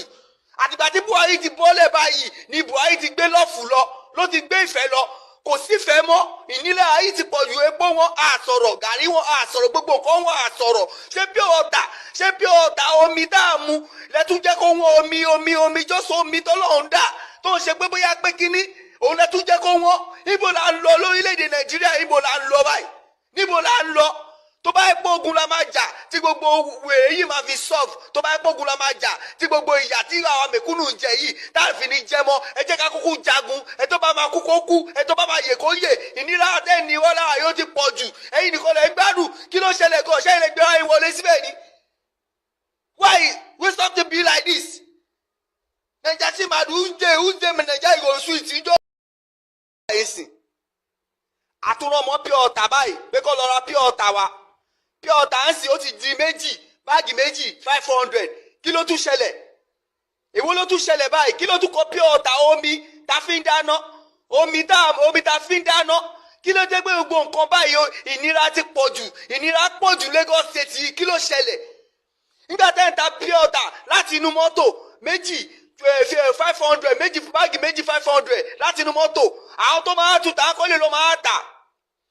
Kí ló pé ìnira á pọ̀ jù ní Nàìjíríà ìnira ti pọ̀ jù àtìgbà tí Buhari ti bọ́lẹ̀ báyìí ni Buhari ti gbé lọ́ọ̀fù ló ti gbé ìfẹ́ lọ kò sífẹ̀ẹ́ mọ́ ìnira ayé ti pọ̀ ju epo wọn àsọ̀rọ̀ gàrí wọn àsọ̀rọ̀ gbogbo nǹkan wọn àsọ̀rọ̀ ṣé pure water omi tá a mu lẹ́tún jẹ́ kó wọ́n omi jọ́sọ̀ omi tọ́lọ́run dà tó ń ṣe pé bóyá pé kínní òun lẹ́tún jẹ́ kó wọ́n níbo la ń lọ lórílẹ̀‐èdè Nàìjíríà níbo la ń lọ báyìí níbo la ń lọ tó bá pọ̀ ogun la máa jà tí gbogbo wèrè yìí máa fi solve tó bá pọ̀ ogun la máa jà tí gbogbo ìyà tí àwọn mẹ̀kúnnù ń jẹ yìí táàfin ní jẹ mọ́ ẹ jẹ́ ká kúkú jagun ẹ tó bá máa kú kó kú ẹ tó bá máa yè kó yè ìnira àtẹ́ni wọ́n lára yóò ti pọ̀ jù ẹ̀yin nìkan lè gbádùn kí ló ṣẹlẹ̀ gan ṣẹ́yìn lè gbé wáyé wọlé síbẹ̀ ni.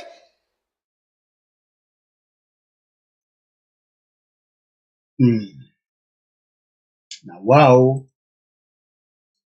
things are getting tough. Let's listen to this man. Doesn't know everything. I frankly have been very disappointed in Tinubu, very disappointed. I thought he understood economics. Now I realize he's just a bookkeeper. Baba Yoda. Only I thought Tinubu was an accountant. I didn't realize that he was a bookkeeper. Baba, Jagaban lewa, abẹ́ ìbọn ṣe wọ́ Jagaban lẹ́lẹ̀. Ẹ wo bí wọ́n ṣe ń wọ́ Jagaban nílẹ̀ẹ́lẹ̀. Tinubu, ọmọlódó ọdẹ. Tinubu Jagaban lè ń sọ pé bookkeeper ni. Bàbá, Tinubu mà là ń sọ̀rọ̀ ẹ̀ yìí tó fix gbogbo Lagos State. Má fix Nàìjíríà, ẹ fún ní time. Ẹ fún Tinubu ní time. Ẹ fún Tinubu ní time.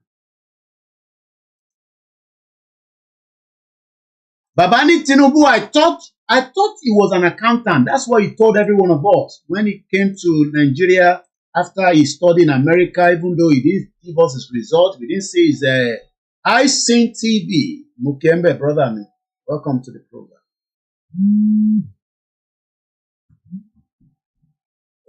I think somebody is calling.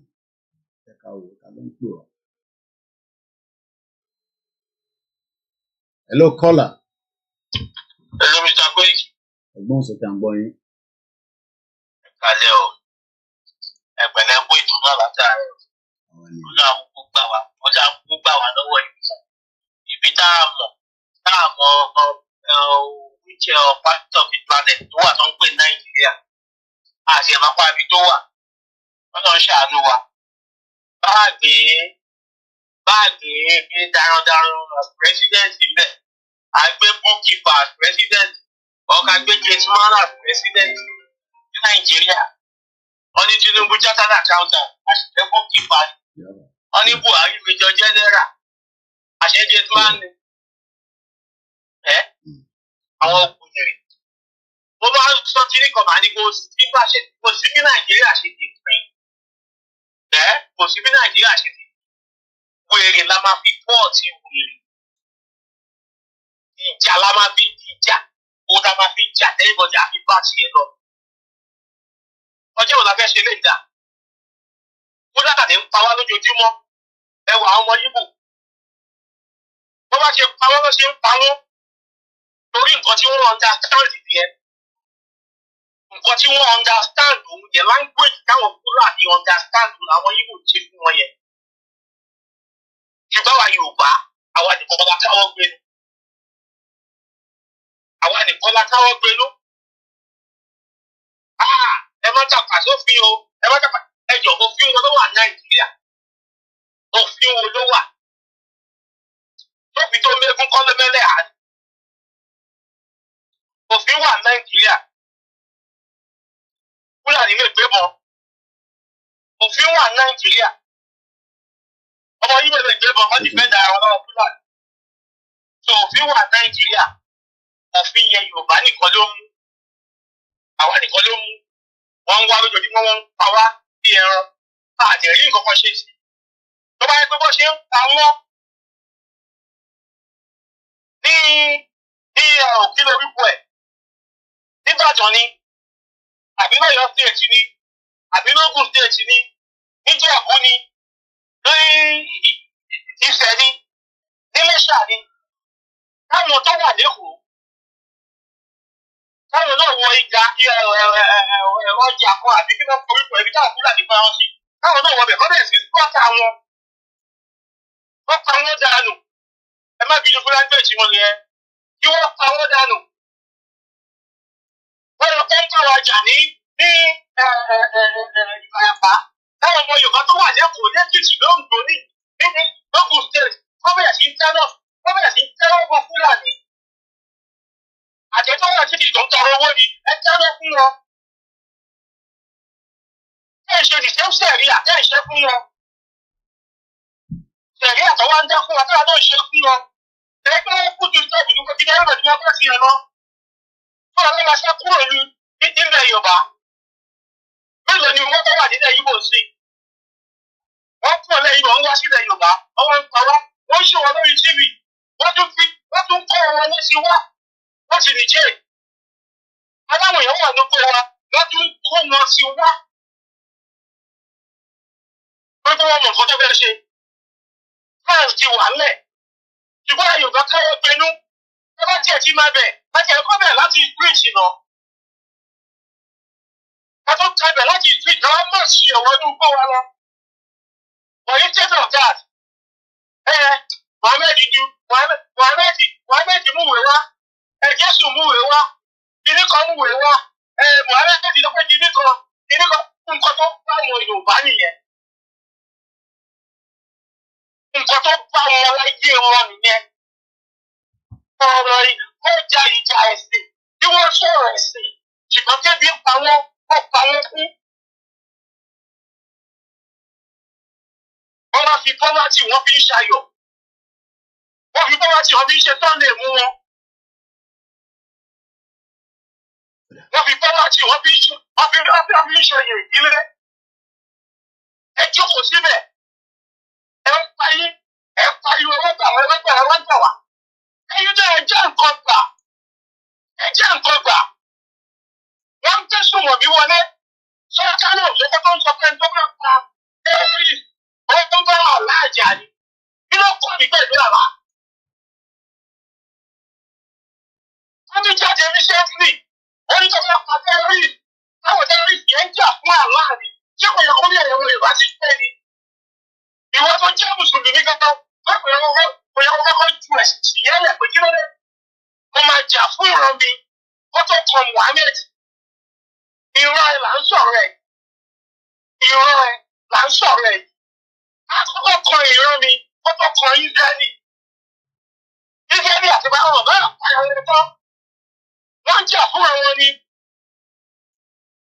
Wọ́n jà fún òun. Ìran survival of their tribe, of their own people ló ń jà fún. Kí language wọn bá parẹ́? Kí culture wọn bá parẹ́? Identity wa nìyẹn. Bí Irish ṣe ti fẹ́ gba identity wọn from British. Wọ́n ti fẹ́ jẹ everything tán ní. Wọ́n ní nǹkan ìjà tó British. Wọ́n lóhun ìjà tó British. Ṣùgbọ́n wọ́n ti fẹ́ dára wọn pẹ̀lú British jù tán ní. Wọ́n fún àwọn àpọ̀já tó wà láàrin wọn. Fúnra wọn ni wọ́n pa wọ́n dànù. Wọ́n pa àwọn tó jẹ́ àpọ̀já. Fúnra Irish ló pa gbogbo wọn dànù lórí bẹ́ẹ̀ ti British. Àwọn kò ló pa fún British. Bẹ́ẹ̀ bá ṣe parọ́ ìyá máa pa yín náà nìyẹn. Ìgbà yìí bá jókòó síbẹ̀. Ẹ má jẹ́ wọ́n máa pa wọ́n tán. Kódà ní ti kó gbogbo nǹkan ogun. Buhari ti kó gbogbo nǹkan ogun lọ sí Sókótó. Tọ́lọ́ wa kọ́ lọ sí Sókótó. Àbí tọ́lọ́ kọ́ lọ Dàwúrà. Káwọn pinnu. Kọ́ máa dùn lórí wa, kọ́ máa wọ̀ ẹ̀sìn wa. Ó dúró tì. Ó jẹ́ èyí rẹ̀ ní ẹ̀fí bá wọn jà. Èyí ẹ̀fí bá wọn jà. Ṣèbá ní nǹkan bàbá wa. Ẹ̀fí pé ìbọn tó wà àwọn ọmọ ẹ̀fí gbà lọ́wọ́ wọn. Ṣé yìí paná? Lórí ìjìnlọ pè wọ́n. Wọ́n fẹ́ wá payé ni. Ẹ bá pa wọn kò kì í ṣẹ̀ṣẹ̀. Ọjọ́ wọn ò ká sí yín lọ́rùn. Torí pé ìkan lè fẹ́ lọ pa wọn. Wọ́n fẹ́ wá pa ẹ́. Wọ́n jẹ̀ dìfẹ́ndà ẹ̀. Self defense. Ìjọ ìfàì. Lọ́nà pàṣẹ máa ta bẹ̀rẹ̀. Jẹ́ fojú ẹ̀jẹ̀. Àtọ́lọ́pàá sáàmì. Ẹ fojú wọn jẹ́. Torí pé kọ̀ọ̀kan náà ni wọ́n. Kúdà ní ń pa yín. Ẹ lọ pè wọ́n. Lọ́tún àrẹ́ sí yín. Kúdà ní ìjọ ọkọ yín. Ẹ lọ pè wọ́n. Lọ́tún àrẹ́ sí yín. Ẹ ká ọlọ́pàá náà. Ọlọ́pàá tó máa tó fọ́jẹ̀. Ẹ fi nǹkan nà ọ́. Ìjọba rẹ̀ mọ́ ọ̀gùn. Ẹ fi nǹkan nà ọ́. Ó lọ kú sí ilé ẹ̀. Bàbá ìjẹ́ Yorùbá ni. Ẹ fi nà ọ́. Ọmọ ìyá yìí nìbọn àpọ̀já ni. Ẹ ní àpọ̀já rí wa. Ẹ fọwọ́ dẹ́nu. Ẹ fi ṣẹ́gun àwọn ẹ̀mí tó kù. Ẹ ṣé gan ni bàbá wa. Well, let's move on swiftly. Moki Shegun Honorable, and thanks to the caller.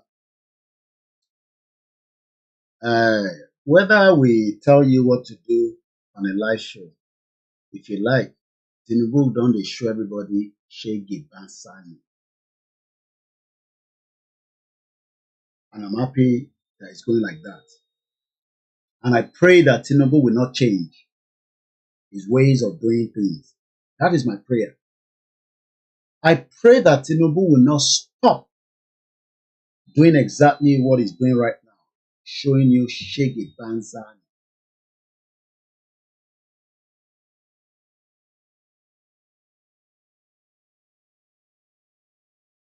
and doesn't know everything. I frankly have been very disappointed in Tinubu, very disappointed. I thought he understood economics. Now I realize he's just a bookkeeper. How do you mean bookkeeper? Because bookkeeper is an accountant. He's an accountant. He collects money, accounts for it, but to develop business, to develop the economy, takes a business mind.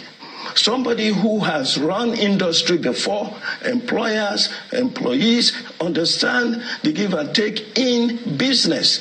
Evidently, he doesn't know it, and he's not listening. Tinubu don't show everybody. Tinubu is just showing everybody what it means. Remember? lálàá olùlọ́jọ́ kọkànlá oṣù kẹwàá ṣe fẹ́ gbọ́. ọjọ́ tó ń sọjọ́ ìbí ọmọ aládìkún olóyè Sunday májàsọ́lá àdìsá ọmọ adéyẹmọ aka Igboho ṣá nípa bí gbogbo àwọn ọmọ ẹgbẹ́ ìfẹ́lọ́dún àpapọ̀ Yorùbá lágbàáyé lábẹ́ ààrẹ wa ọmọọba Adébáyọ̀ Fáládé ti gbàkejì ààrẹ Mọ́kẹ́hìndé Ìgè-Àdùnbí Kentos kì í ṣe ìrọ́kẹ̀kẹ̀ ìgbáradì níbàámu pẹ̀lú ìfẹ́ àti ẹ̀mí ìforihàn wàgbékalẹ̀ àyẹ́sí ọjọ́ ìbí Ìgbòho fún tọdún yìí pẹ̀lú àkọlé Dinner with Ìgbòho bákan náà làwọn ọmọ gba ọba ògbóni àgbáyé lálejò Tajudeen Ọlárẹ̀wájú Àjàlá àti bàbá Adésọjí Tàlàbí àwòrò ṣàṣà eégún mọ̀gájí nílùú London láti wá ṣe àyẹ́sí fún olóyè Ìgbòho lọ́jọ́ náà tí ó wáyé nínú gbọ̀ngàn ńlá ní London Kensington 179-199 Holland Park Avenue London W114UL United Kingdom bẹ̀rẹ̀ látago 7 ìrọ̀lẹ́ ẹlẹ́lẹ́dago 12 òru bákan náà láti ń kí wa kú ìmúrasílẹ̀ ìwọ́de làmìlaka tẹgbẹ̀lẹ́gbẹ̀ ènìyàn tí ó wáyé nílùú ọba 1 million rally in London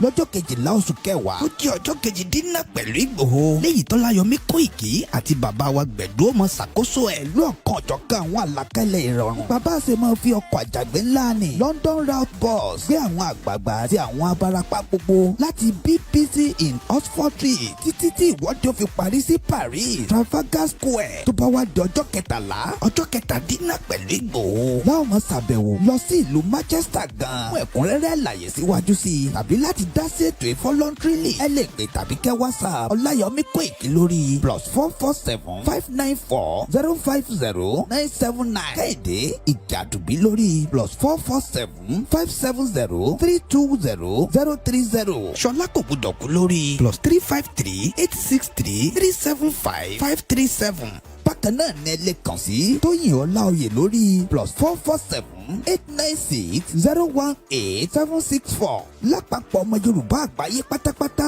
YSDN pẹ̀lú Yorùbá World Media Home and Diaspora àti gbogbo ìkànnì mìíràn tó ń sọ̀rọ̀ sókè fún jàǹgbara ọmọ Yorùbá. ní àwọn ẹgbẹ́ ìfẹ́lọ́dún àpapọ̀ ọmọ Yorùbá ṣe ń kí ọmọ aládìkún wípé ẹ kú ọdún ẹ kú ìyèdún a sì ń ṣàmọ́dún sẹ́ẹ̀mí ìtayà tọmọ. Yorùbá World Media tó ń kéde lórúkọ gbogbo ọmọ Yorùbá pátápátá.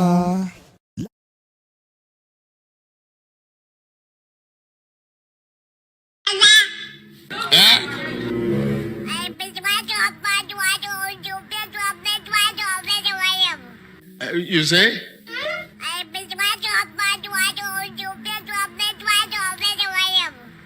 What?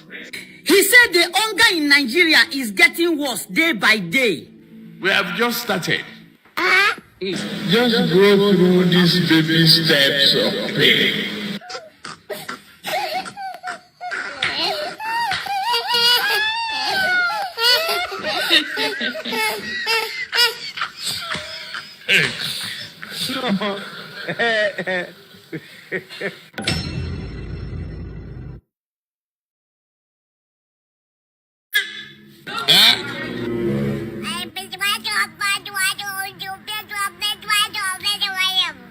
You say?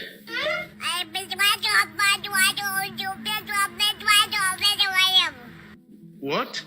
He said the hunger in Nigeria is getting worse day by day. We have just started. Just go through these baby steps of pain.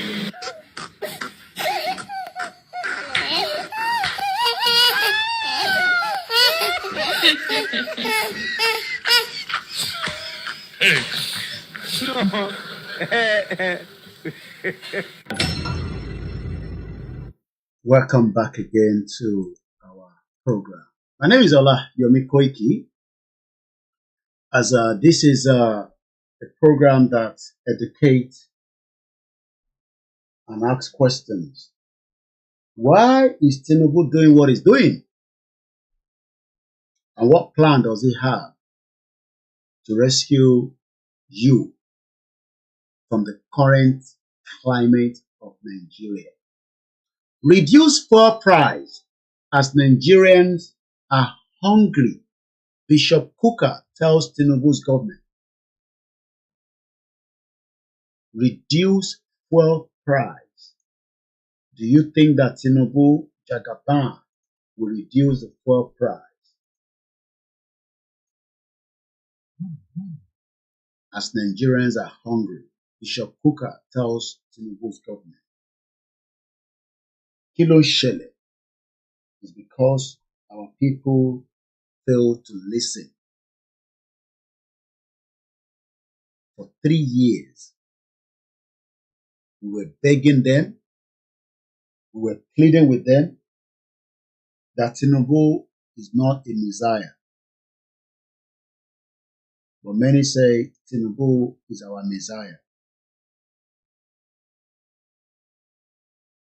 And today, in less than 1 year plus, all kind of shades, bottles are thrown into Tinubu's. Bishop Kuka, he emphasized that Nigerians are struggling with hunger and economic hardship, making it imperative for the government to take action.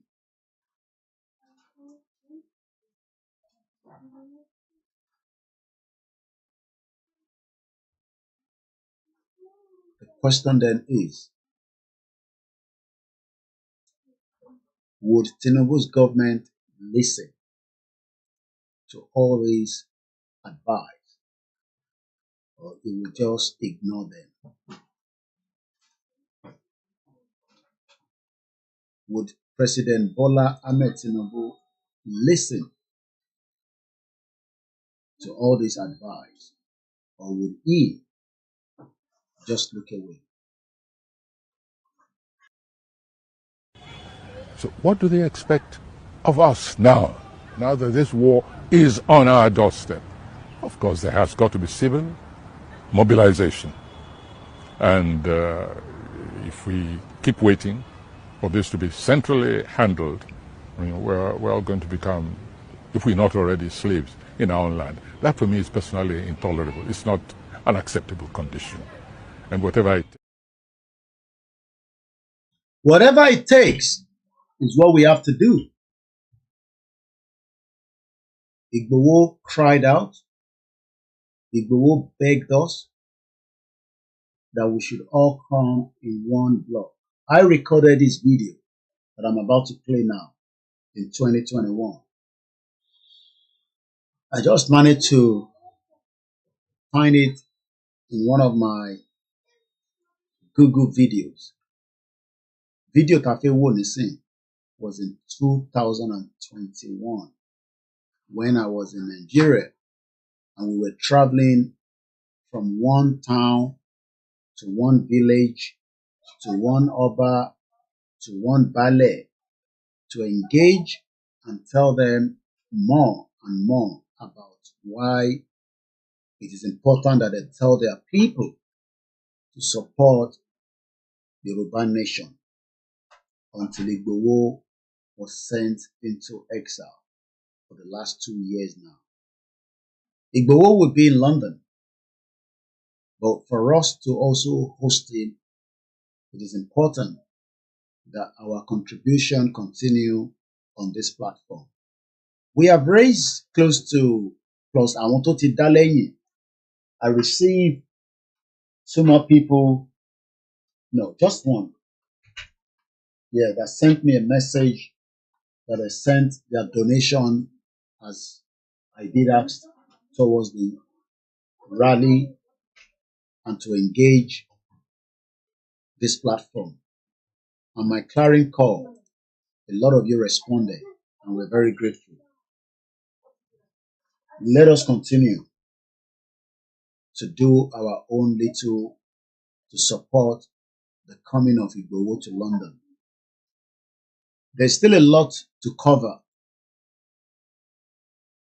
and there's going to be more preparation that needs to be put in place. So mo dúpẹ́ lọ́wọ́ ẹ̀yin tí a pè tí ẹ bá wa dá sí.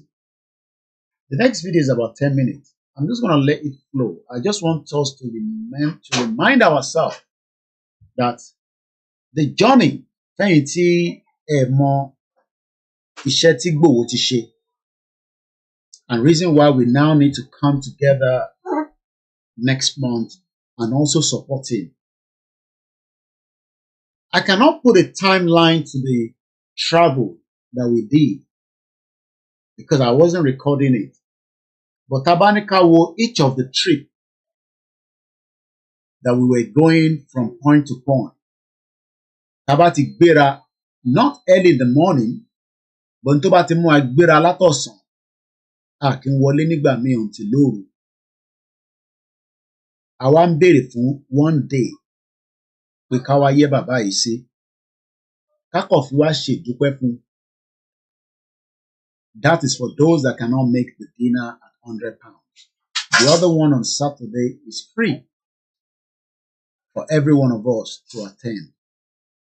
You will not be charged to attend the rally on Saturday. It is a free public event. And if you're one of those that wants to come and disrupt it, I'm begging you, please do not try to do so. Not because of anything that we can do to you, but we're just begging you. There's no point. You might not agree with Igboho, does not mean you should come on that day.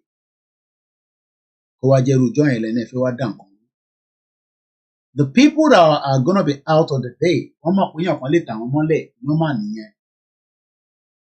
but pé kẹwàá fi wá dá wàhálà sílẹ̀ níjọ́ yẹn,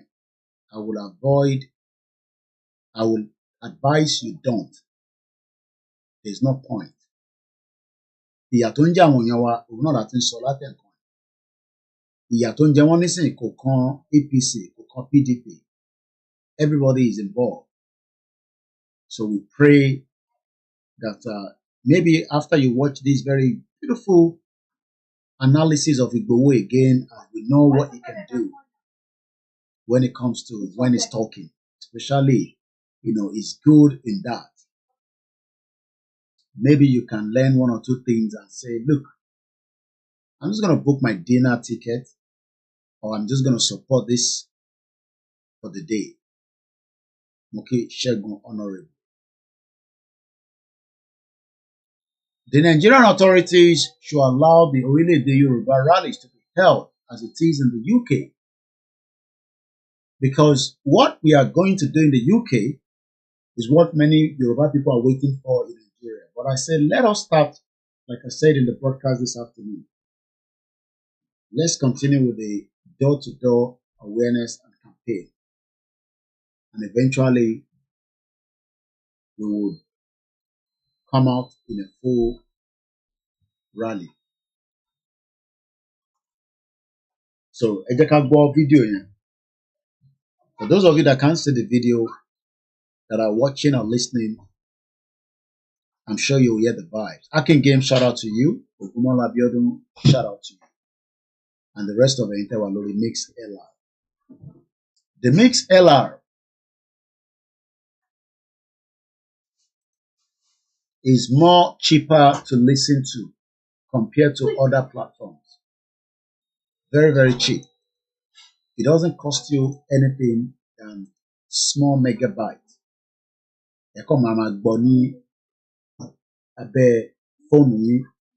While you're doing other things. Moki when then download videos then bá wa rebroadcasted ní gbogbo agbègbè yín. Adúpẹ́ lọ́wọ́ yín, àmọ́ lóore. Adúpẹ́ lọ́wọ́ àwọn tí wọ́n ra data ẹ fi ń wò wá. Adúpẹ́ lọ́wọ́ àwọn tó ní Wi-Fi tí wọ́n ra internet lé lórí nílé wọn.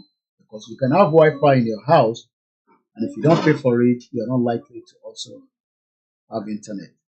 So let's take our time and listen to Igboho Unless maybe we can learn one or two things from what he has said, again as usual, and some of the advice. And I hope now that after 3 years of running the Yoruba nation, going to 4 years, Ọ̀pọ̀lọpọ̀ ọmọ Yoruba now knows what Igboho stand for. If by now, Mokiyawa Ewa Anu, Ekabo Sori Koniwa,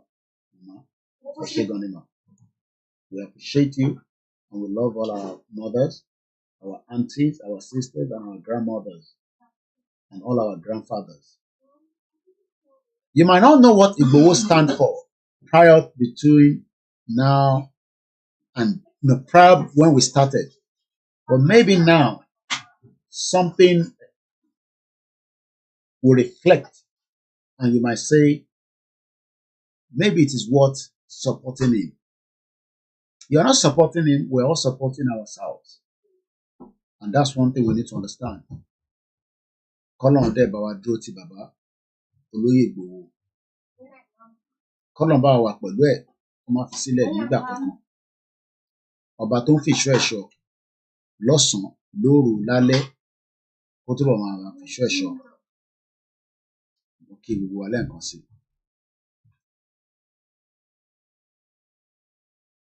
Bàbá wa ikú bàbá yìí aláṣẹ kejì òrìṣà ọkùnrin ogun tí ìbá ṣe pé ńgbà tí ayédáyé olóṣèlú lẹ́yìn Ọlọ́run ẹ̀yin bàbá wa tẹ́ ìjọba lọ́kàn àwọn olóṣèlú wa wọ́n ti bà gbogbo nǹkan jẹ́ nígbà tí alága káńsù ọmọ sọ pé kí lóun kábíyèsí wọn wá rí òun káńsù ọmọ àgbàṣẹ lóhùn gbogbo orú nǹkan báyìí lágbára Ọlọ́run ó ti dópin ilẹ̀ Yorùbá. Ìdílé yìí kábíyèsí our royal fathers wọn ò fún wa ní àyè the Nigerian constitution yẹn tá ń jà fún nìyẹn wọn ò fún wa ní. Bẹ́ẹ̀ ni ìbẹ̀rẹ̀ mú lọ tí ó dẹ̀ yẹ kó rí bẹ́ẹ̀ àti wá rí pé àwọn ọmọ yín la gba ẹ̀tọ́ yẹn fún yín padà torí pé nígbà tí èmi gbọ́njú mọ àwọn bàbá mi ọmọ aládìkún ni mí ní ìlú Ìgbòho tí ì ṣe pé tí wọ́n bá dẹ̀ ń kí Aláàfin wọn ò lè sọ sítórì Aláàfin kọ́mọ̀ sí tàn bàbá mi mẹ́ wọ́n ní ládé Aláàfin ọ̀ládé adé aládìkún la bàbá Aláàfin torí pé jagunjagun làwọn bàbá tèmi gbogbo ọ̀pọ̀lọpọ̀ agbára tí Aláàfin Ṣàngó nígbà yẹn ó ń gbà tí ó lọ kó ń wo kólé bàbá mi lọ́wọ́ ni tí ì ṣe fi tí kú gan ikú ọ̀bẹ yìí mọ́ sọ fúnra ẹ̀ pé kì í ṣe pé Sunday yàbàrá ó fi gbà wọn bàbá rẹ̀ ni so ìdí nìyí tí gbogbo ara wa jẹ́ ọ̀dọ́ tá a para wa pọ̀ wípé enough is enough òótọ́ là ń sọ wípé ogun Fúlàní yìí kò ṣẹ̀ṣẹ̀ bẹ̀rẹ̀ gbogbo àwọn tọ́jọ́ lóṣèlú wa tọ́jà àwọn tá a fi ṣaṣíwájú tọ́jà àwọn bàbá wa tá a kó sókè l'Àbújá ẹrú Fúlàní náà ṣe àwọn ọ̀dẹ̀ fẹ́ fọwọ́ sírù nǹkan báyẹn òun ló fa àrí fífún àwọn kábíyèsí wa gbogbo àwọn kábíyèsí wa pátápátá ọlọ́njẹ̀mí ogun látòrí ikú bàbá yìí pátápátá Ọọ̀ni everybody Àwùjalẹ̀ gbogbo wọn ni wọ́n ti sọ pé àwọn ń bẹ lẹ́yìn wa a lè mọ́ rí irú àwọn kọ̀ọ̀kan ọba bẹ́ẹ̀ tí ó mọ̀ ṣe yánmayànmá ṣe mọ̀ pé tí wọ́n bá fi ọ̀pọ̀lọpọ̀ àwọn ọmọ kéékèèké mi ìjọba làákàyè wọn ò kí gbé irú ẹ̀ lọ́fà tó lúwo yẹn tóun ní kí gbogbo Fúlàní tí ń pààyàn ọmọ bọ̀ lọ́dọ̀ òun ṣe mọ̀ pé ìgbà míì èèyàn máa fẹ́ fi bí ọmọ àlejọba tẹ́ ẹ bá fọmọ àlejọba yóò máa ṣe yánmayànmá Ọlọ́run jẹ́ mi yókùn kábíyèsí irú ẹ̀yin bàbá báyìí là ń fẹ́ gbogbo àṣà tí kò sí mọ́ nílẹ̀ Yorùbá lágbára Ọlọ́run gbogbo ọ padà láìpẹ́ yìí ó sì ti ń padà tó yẹ pé ẹ̀yin bàbá wa lẹ́mọ̀ pàṣẹ fún wa bẹ́ẹ̀ ṣe ń pàṣẹ tẹ́lẹ̀ kò ní sí pé alága kan tàbí ọ̀nẹ́rẹ́bù kan nígbà tí wọ́n bá dẹ̀ fẹ́ dépò yìí wọ́n wá dọ̀bálẹ̀ wájú ẹ̀yin bàbá wa wọ́n máa ṣe kúbẹ́kúbẹ́ gbọ̀ngbà tí wọ́n bá dépò tán wọ́n sọ̀rọ̀ àwọn dèkà tó gbogbo èèyàn ó dópin láyé nígbà tí wọ́n sọ ìtàn bàbá Adésọjí Adérẹ̀mí ní ayé prime minister tí ń sọ lórí wa ńgbà náà tó èbó ń sọ lórí wa èbó wa ní kí wọ́n lọ ké sí bàbá wa Adésọjí Adérẹ̀mí wọ́n fẹ́ kó ń fẹ́ rí lẹ́kọ̀ọ́ bàbá Adésọjí Adérẹ̀mí sọ pé Ọọ̀ni ò kí fòkè odò ó lè wò bàbá mi lọ́sọ̀tàn yẹn fún mi ó lè ṣe pé wọ́n ní òun bẹ́ẹ̀ ni ó ní Ọọ̀ni ò kí fòkè odò tí prime minister tó president ní president wa ń gbà náà tó bá fẹ́ rí òun kó gbé gbogbo agbára rẹ̀ kó gbé abó òun fẹ́ ni nígbà táṣẹ ń bẹ̀lẹ̀ náà bàbá wa ó gbé gbogbo agbára yẹn wá ní bọ̀ nísìn àwọn olóṣèlú wa torí ìjẹkújẹ torí ẹrú tán fẹ́ ṣe fún Fúlàní wọ́n ti yí gbogbo ẹ̀ po Oòduà nation Yorùbá nation àwa ń fight fún ẹ̀tọ́ wa báyìí gbogbo Fúlàní ajínigbé ni o tó ń rèpò àwọn àǹtí wa ni o tó ń pa wọn pakúpa ni o àfẹ́ gbọmọ lórí ilẹ̀ bàbá wa àdèmọ̀ pé lágbára Ọlọ́run lágbára ẹ̀ tẹ́ bí wa gbogbo ó dòkú báyìí tá a bá sọ wípé àwọn Fúlàní kan ti ń bẹ tó ń gbé pẹ̀lú wa ti pẹ́ àwọn Fúlàní ti ń gbé pẹ̀lú wa ti pẹ́ yẹn gan àwọn gan náà léwu torí pé wọ́n ti mọ àpàdé àlùdé gbogbo ọ̀nà wa wọ́n ti mọ nànà òkú wa nígbà tí ààfin Sẹ́ríkì Fúlàní ti ń ju tààfin tàwọn bàbá wa lọ ṣe mọ̀ pé kọjá yìí ni Fúlàní nígbà táwa gbọ́njú nínú wa tẹ bí wa sílẹ̀ kábíyèsí tó bá di àsìkò ooru ntàwáyé látẹ̀lé síta sùn kẹlómi tó jí ọ̀tá aago méje àárọ̀ ẹ̀yin a máa bọ̀ látòkó láago kan òru tẹ́ kàn mú gilọ́ tí ń sin kàkà tí àfitẹ́ bá ń gbọ́ kókókó dàdàbìrì tí máa ń ké lára igi lókù tí yẹn bá dẹ́rọ ẹ̀wò ní ìsìn Fúlàní ọ̀pá yẹn Fúlàní wá ń jí wa gbé lórí ilẹ̀ bàbá wa ń béèrè ránṣọ̀ lọ́wọ́ wa Fúlàní rèpù àwọn ọmọ wa àwọn àǹtí wa wọ́n tún á ṣe fídíò wọ́n tún post ẹ̀ lórí ilẹ̀ bàbá wa gbogbo eléyìí Ọlọ́run dẹ̀ ṣe mo mọ̀ pé ìlú òkè òyìn ìlú akọni ni kò nídìí pàṣẹ mọ́ sọ sítórì aṣíwájú rẹ̀ ọmọ mi ni mo dẹ̀ ń gbọ́ kudu méjì àmẹ́fà bàbá mi náà ti ń dákọ̀ ẹ̀ látàárọ̀ irú yí báyìí Ọlọ́run jẹ́ parẹ́ mọ́ kábíyèsí lọ́wọ́ kábíyèsí kò àjẹpẹ́ ìlú yóò ní bàjẹ́ nígbà tí ilẹ̀ Yorùbá bá dúró gbogbo ìlú yóò tóbi jù báyìí lọ gbogbo nǹkan àlùmọ́nì wa àwọn Fúlàní wọn wa góòdì wa wọn wa kùsà wa wọn ìdáhùn Yorùbá ó débẹ̀ wọn lé wa ń bẹ̀ tí ò dẹ̀ yẹ kó rí bẹ́ẹ̀ so ìdí nìyí táwa fi ń béèrè bẹ́ẹ̀ ìdí nìyí táwa fi ń béèrè fún Yorùbá nation. Ṣọ̀gọ́mọ Yorùbá. Yorùbá nation. Yorùbá nation. Wọ́n ní ọ̀jẹ́ kẹ́ rí mi lánàá gbogbo àwọn àgbààgbà Yorùbá pátá ni wọ́n wà ń bẹ̀ lánàá. Wọ́n ti kọ lẹ́tà síjọba Nàìjíríà láti bí oṣù mélòó kan wípé èyí tẹ́ ìyẹn wájẹ yìí ó ti tó. Ìlú Yorùbá ń bí nílẹ̀ Yorùbá ń bí ẹ wo Benin Republic wọn ò tó Ọ̀ṣun state. Benin ṣe 10 years pé àwọn ń lo náà ìjọba tí ò ṣẹ́jú. Kábíyèsí lẹ́mìí ọ̀dọ̀ wa ń bí ni àwọn àdó wa ń bí là ń tanú fún Benin à ń tanú fún Ghana à ń tanú fún gbogbo wọn àwọn tá a wá ní iná tá a ń tà yẹn àwọn ò ní lẹ́lò. Àwọn ọ̀pọ̀lọpọ̀ àwọn nígbà tá a gbọ́dọ̀ wọ ọ̀pọ̀lọpọ̀ àwọn bọ́dà mi kéékèèké yìí nígbà tí ò sí owó táwọn bàbá òbí tọ́jú wọn wọ́n mọ̀ mú wọn lóko wọ́n ní kẹ́lómi ọlọ́kọ́sẹ̀ mẹkáníìkì machine wọ́n ní kọ́ ọmọ ọdún mẹ́jọ ọmọ ọlọ́kọ́sẹ̀ káfíńtà léyìí tí ò yẹ kó rí bẹ́ẹ̀ láyé àwọn bàbá wọn lọ́wọ́ ẹ̀kọ́ ọ̀fẹ́ wà náà nílùú òyìnbó wọn ò gbọ́dọ̀ rí ọmọ kékeré nígboro lọ́sàn-án kí ni wá bàbá rẹ̀ ọ̀lù ẹ̀wọ̀n torí pé ẹ̀kọ́ ọ̀fẹ́ ni ẹni tó bá tó wá parí ìwé tí ọba níṣẹ́ yọmọ gbowó oṣù ìgbésí ayé rọrùn wà ẹ lè kọ́lé lu èbò kan fi fẹ́ǹsì sí wọ́n kọ́lé bá a ṣe kọ́lé lu ẹ̀ náà ṣe kọ́lé nígbà tí Fúlàní jí wa gbé à ń ṣe fẹ́ǹsì sílé bá a ṣe kọ́lé rè nígbà tí mi mọ̀ à ń ṣe fẹ́ǹsì sílé wa à ń ṣe placement àtẹ̀ní àsùngbà tó wà á ṣe bó ṣe wà á tajú lé wa èèyàn gbọ́dọ̀ dẹ́rẹ́ òun sí ìdí nìyí ta fi ń béèrè fún Yorùbá nation ó dẹ̀ ti di dandan ó ti wà ó ti rẹ́dì ó ti ṣeé ṣe àjọ́dọ̀ jẹ́ kẹ́yìn bàbá wọ́n mọ̀ mọ̀ àní ẹ̀yin bàbá wa lọ sọ wípé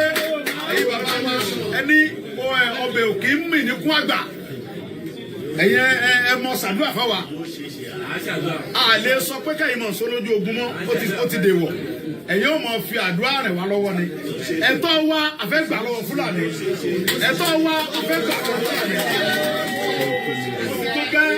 ó ti tó gẹ́ ìjọba Fúlàní lórí wa ó ti tó gẹ́ ìjọba Fúlàní lórí wa ó ti tó gẹ́ nígbà tí ilẹ̀ Yorùbá bá dọ̀bẹ̀ tí ẹ̀yin bàbá wa gbogbo bá kó wa jáde ńjọ́ tí a bá nẹ fúláàgì wa àní wá yìí ti ká lóye.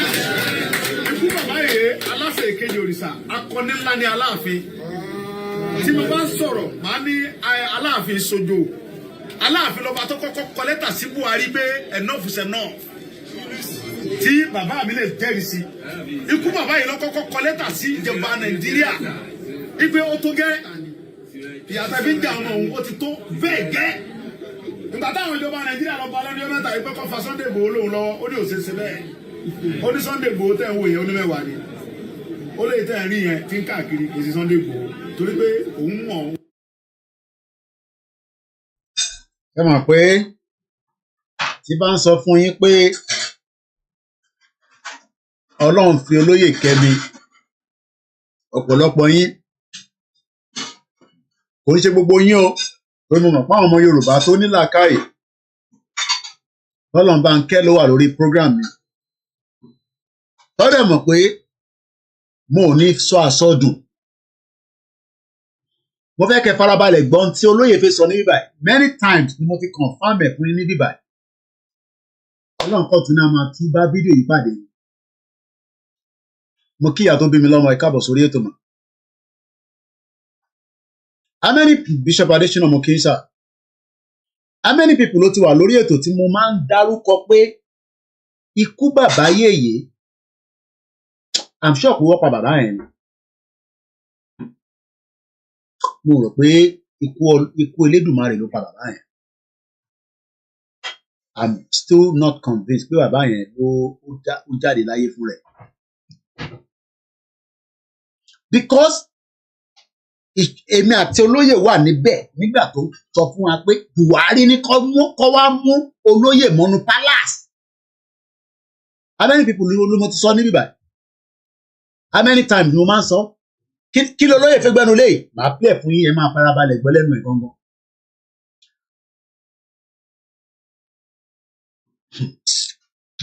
Ìtàwọn Fúlàní yẹn ń dánwò silver bardens mo kí ẹ. Ìtọ́ ti dánwò nílẹ̀ Yorùbá àìtí dán 1% wò. Àwọn tó dẹ̀ fún wọn ní backing òun làwọn olóṣèlú wa. Tinubu wà lára wọn. Tinubu wà lára àwọn tó kó Boko Haram wọlé. Tẹ́ bá tún fẹ́ gbọ́.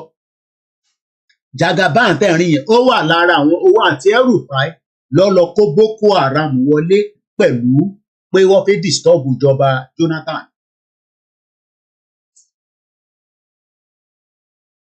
Mo kí Pastor Mo. I won't be surprised. Mo ní ikú bàbá yèyé ó jẹ́ káwa gbọ́ pé Buhari ó pe òun lórí fóònù ó pe bàbá pé kó mú Ìgbòho sínú palace dèrò òun á rán àwọn èèyàn wá. Nígbà tí ikú bàbá yèyé yóò fún wọn ní authorization ni wọ́n fi ikú lọ pé pa Ìgbòho mọ́nú ilé ní July 2021.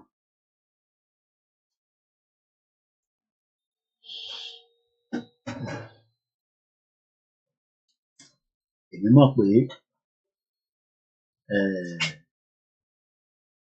ó ń ṣọmọ lókù bẹ́ẹ̀ ni wọn ní sí pẹ̀lú ìyá rẹ̀ lọ́rọ̀ tó wà nílẹ̀.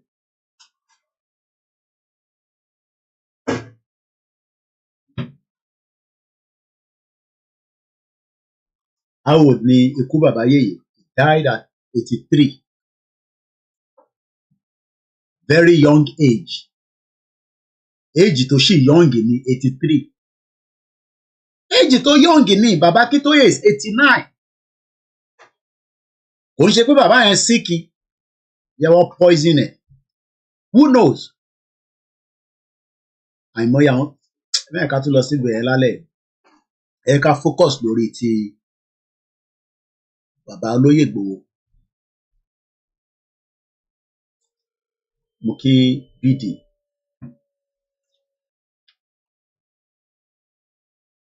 $52 years ni Aláàfin fi wà lórí oyè. 5 decades. 52 years. 1970 ni wọ́n succeed Aláàfin Gbádégẹṣin Ládígbò II. Baba was crowned on January 14, 1971.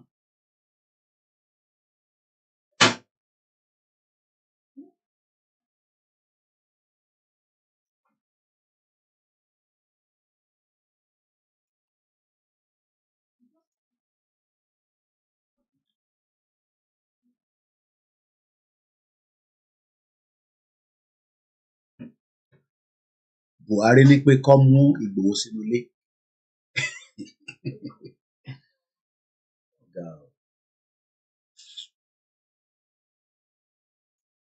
Nǹkan ti ṣe Yorùbá. Èmi á fi ìtókù sílẹ̀ bẹ́ẹ̀. Ìtókù tí Aláàfin sọ yẹn ṣe fún public consumption. Bọ́jà gbọ́n tó lóye sọ tán nínú ibi tó ti ń bá kábíyèsí sọ̀rọ̀ ẹgbẹ́ wa. Ikú bàbá yèé aláṣẹ ìkejì òrìṣà akọni ńlá ni Aláàfin. Tí mo bá ń sọ̀rọ̀ màá ní Aláàfin sojo. Aláàfin lọ́ba tó kọ́kọ́ kọ lẹ́tà sí Buhari pé enough is enough. tí bàbá mi lè jẹ́rìí sí ikú bàbá yìí ló kọ́kọ́ kọ lẹ́tà sí ìjọba Nàìjíríà ipe ó tó gẹ́ ìyàtọ̀ bí ń jà ọmọ òun ó ti tó bẹ́ẹ̀ gẹ́ nígbà táwọn ìjọba Nàìjíríà lọ bá lọ́dún mẹ́ta ìpẹ́ kọ́ fa Sunday Igboho lóhùn lọ́wọ́ ó ní òṣèṣe bẹ́ẹ̀ ó ní Sunday Igboho tẹ̀ ń wò yẹn ó ní mẹ́wàá ni ó lè tẹ̀ ń rí yẹn tí ń káàkiri kò sí Sunday Igboho torí pé òun mọ̀ àwọn bàbá tóun àtàwọn bàbá rẹ̀ jọ sí ni tẹ bá dẹ̀ gbìyànjú pé fọ kan Sunday Igboho gbà náà lẹ́rìí já ọba ikú sọ bẹ́ẹ̀ bàbá nígbà náà lẹ́rìí já ọba ó lè ìyẹn jẹ́ tẹ̀ yẹn wá jẹ́ tó ẹ̀yin ọlọ́sẹ̀lú wọ̀nyí ẹ lọ bá àwọn bàbá wa ṣe kúbẹ́kúbẹ́ nígbà tẹ bá débẹ̀ tẹ tọ̀run tẹ mọ̀ bá wọn sọ gbogbo nǹkan tá a fi ń sọ̀rọ̀ ajé Nàìjíríà lẹ Yorùbá la ti mú omi tẹ fi ń ṣe gbogbo nǹkan tẹ ẹ̀rọ ń bẹ̀ ní Àpápá Fúlàní ní sọ lórí wa ń bẹ̀ nílẹ̀ Yorùbá wa ń bí báyìí Fúlàní ní wàkùsà wa ń bí tẹ bá dé. ṣe rọrọ kùsà tí bàbá gbẹnu lé yẹn kò ń ṣe ta lè sọ tán lálẹ́. Now I want us now to play back. This was èmi ni mo record video tẹ̀ ń wò yìí ní Nàìjíríà ní 2021. Love you too. Èmi ni mo record it.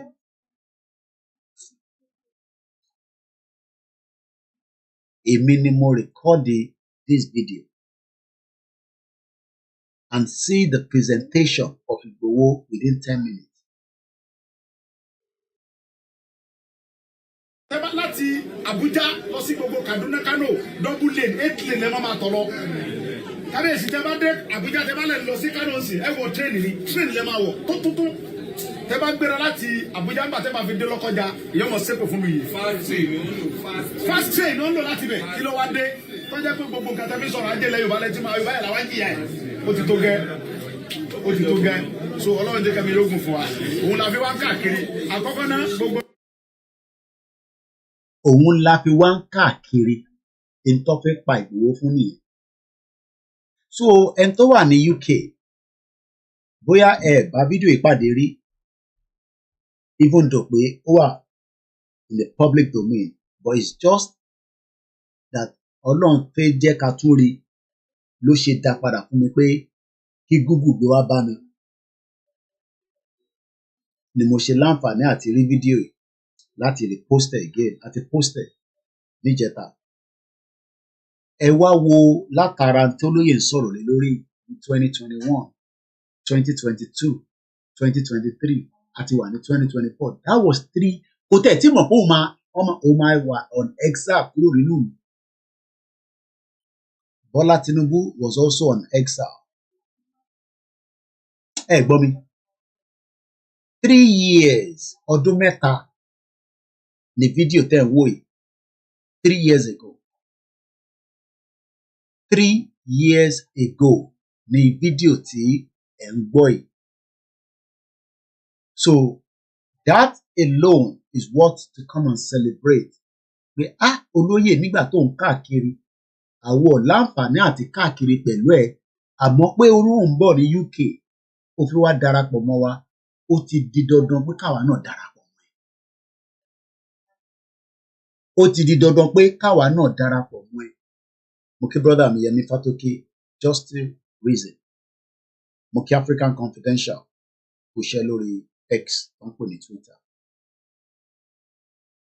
Ẹ lè má agree pẹ̀lú gbogbo tó lóye ṣe. Let's just leave it like that. Ẹ lè má agree. But for the fact that ó dìde, he was doing the right thing. Ó ń lọ sí àbá kankan. Ó lọ yọjú sáwọn. And bá ṣe ń lọ yẹn, à ń create awareness yẹn lọ. Àwọn Tinubu wá mọ̀ pé olóyè máa gbàjọba máa ń lọ́wọ́. Tinubu ò lè náà wọ̀n mọ̀ nípa bó ṣe lọ bá olóyè nílé ẹ jẹ́ ká fìyẹn sílẹ̀ bẹ́ẹ̀. Àmọ́ the fact remains is that Tinubu ti wá di president yìí nísìn ṣe ti wá rí pé good night ṣe ti wá rí pé irọ́ ni Tinubu pa fún yín. Láàárín bàbá Akintoye àti president Bola Ahmed Tinubu talẹ̀ yìí rò pé onírọ́ làwọn méjèèjì. láàárín bàbá Akintoye àti President Bola Ahmed Tinubu ta lẹ̀yin rò pé ó ń parọ́ fún àwa ọmọ Yorùbá? Because this video has just proved itself. Gbogbo tí olóyè sọ àṣé mẹ́wàá ọ̀tẹ̀ tí ṣẹlẹ̀ àṣé bí sì ń bọ̀ wá pààyàn àṣé ọmọ Yorùbá sì máa lọ máa parẹ́ tó máa di pé wọ́n gba kẹ̀kẹ́ márúwá lọ́wọ́ ẹ̀ ní Kòròdú tó fokùn sí rẹ̀ lọ́rùn. Àṣé ọmọ Yorùbá máa mú oògùn májèlé á máa parẹ́ sínú ilé torí pé kò tọ́kọ́ ṣe mọ́ nínú ilé. Torí pé Tinubu rò pé bí Ìgbòho ṣe ń gbé ọ̀rọ̀ yìí lọ. Ara reason tí Tinubu ò ṣe tí ì fi ìdáríjì fún lóyè nìyẹn. Ó wá fi ṣáìn jù mí lọ. Ẹ mọ̀ pé Tinubu ní owó lọ́wọ́, owó dẹ̀ lòun máa fi ń ṣáìn. Náwó ni a rí nínú protest ọ̀sẹ̀ kan yìí. Ó ní kán máa gbé 500,000 sádùúgbò kọ̀ọ̀kan. Bóyá gbogbo àdúgbò ló wá gba tiwọn, I don't know. Òun lówó lọ́wọ́, olóyè ò lówó lọ́wọ́, àmọ́ àwọn èèyàn nífẹ̀ẹ́. Ẹ jẹ́ ká wá fi ìfẹ́ yẹn náà ká fi wò. Ìyẹn la ṣe ń sọ pé gbogbo ẹni tí Ọlọ́run bá túbọ̀ bò láṣìírí. Àwọn tó dá sí a dúpẹ́ lọ́wọ́ yín lórí ètò wa ní ìtaṣe níjẹta. Safety Domain, Mr. Iyọlá Adédoyin, Mr. Yuba, Triple DRS, ìyáwá Kẹ́mi Fáṣọlá, Ọ̀gábíkílàńkó, Ṣẹ́gun Honorable, bàbá ìyáwá Tẹ̀ni, ẹni Ọlọ́run mọ̀, Dizzyman, Clement ọmọ Biafra gan, òun náà gbọ́n sáwo, ìyáwá Comfort Ológunjà àti mọ́mì wa Grace. Àtẹni tá a bá rántí kọrúkọ yín, ẹ lè jẹ́ kí n mọ̀ ká lè kọrúkọ yín sílẹ̀ fẹ́yìn tẹ́ bá wa dá sí. Ẹ̀yin tẹ́ ẹ̀ dá sí náà, ẹ bá máa fi àdúrà ránjọ́ yẹn lọ́wọ́ pé kó ṣeé ṣe fún wa. Ara ìrìn àjò tèmi rìn wá sílé, ẹ máa ń sọ pé come back home. Ìrìn àjò yẹn ìkànnú ẹ̀ lẹ́ ń wò yìí. Fẹ́yìn tẹ́ máa ní come back home. Rally ò lọ sí Ireland o, UK ni rally máa ti ṣẹlẹ̀. There is no plan for any rally in Ireland. Gbogbo ètò tá a fẹ́ ṣe within the UK nínú London àti Manchester ni ó lè wá dọjọ́ iwájú oníjọ́ mi o. For now, all event is between London and Manchester.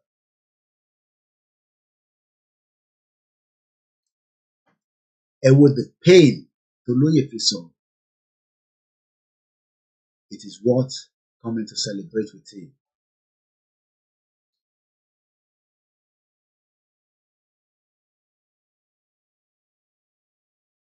Òbí tẹ bá mọ̀ pé àwọn Fúlàní tó ya wèrè bá kù sí, ẹ jẹ́ ká síwájú ó pè wá, ká wá plus wọn àfẹ́ wọn mọ́. Kìí ṣe dandan.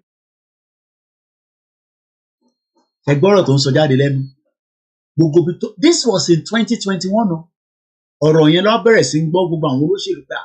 Olóyè a máa lọ flush àwọn táwa kó màálù fún.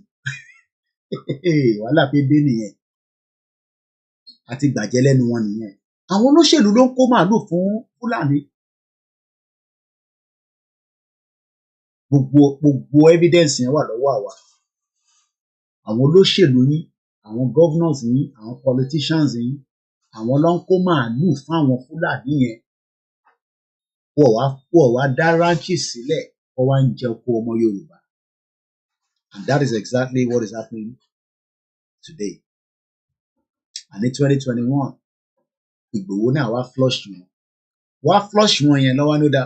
Ṣé wọ́n ló fẹ́ lọ máa flush àwọn Fúlàní táwa ní kọ́ máa bá wa tọ́jú màálù? Wọ́n ṣe wá fẹ́ pa Ìgbòho sínú ilé ní 2021. Ẹ wo bí ìrìn àjò yẹn, ẹ wo bó ṣe rí.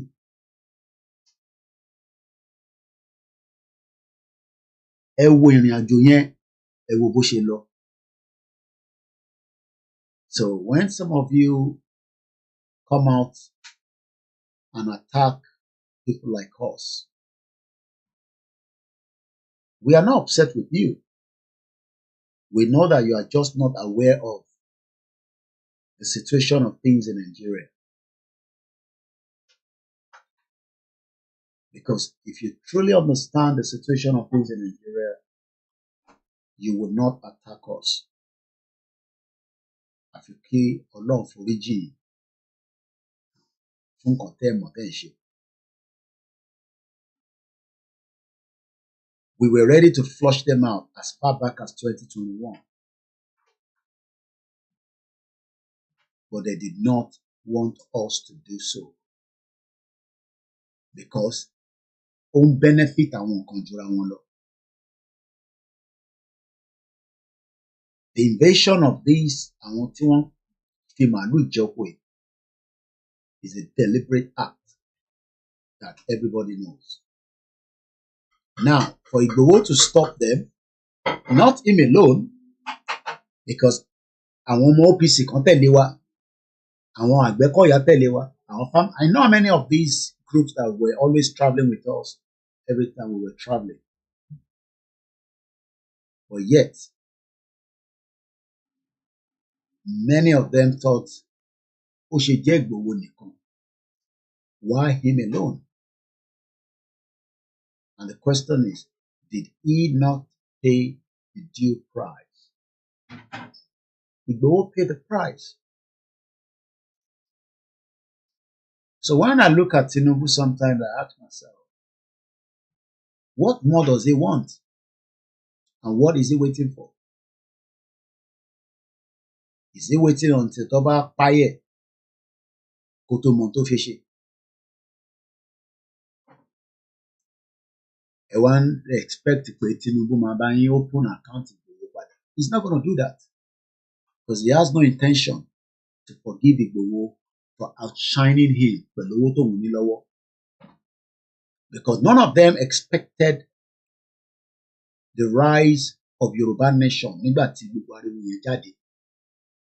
It became a lot of concern for them that I will not go into all the details. They were shocked and they knew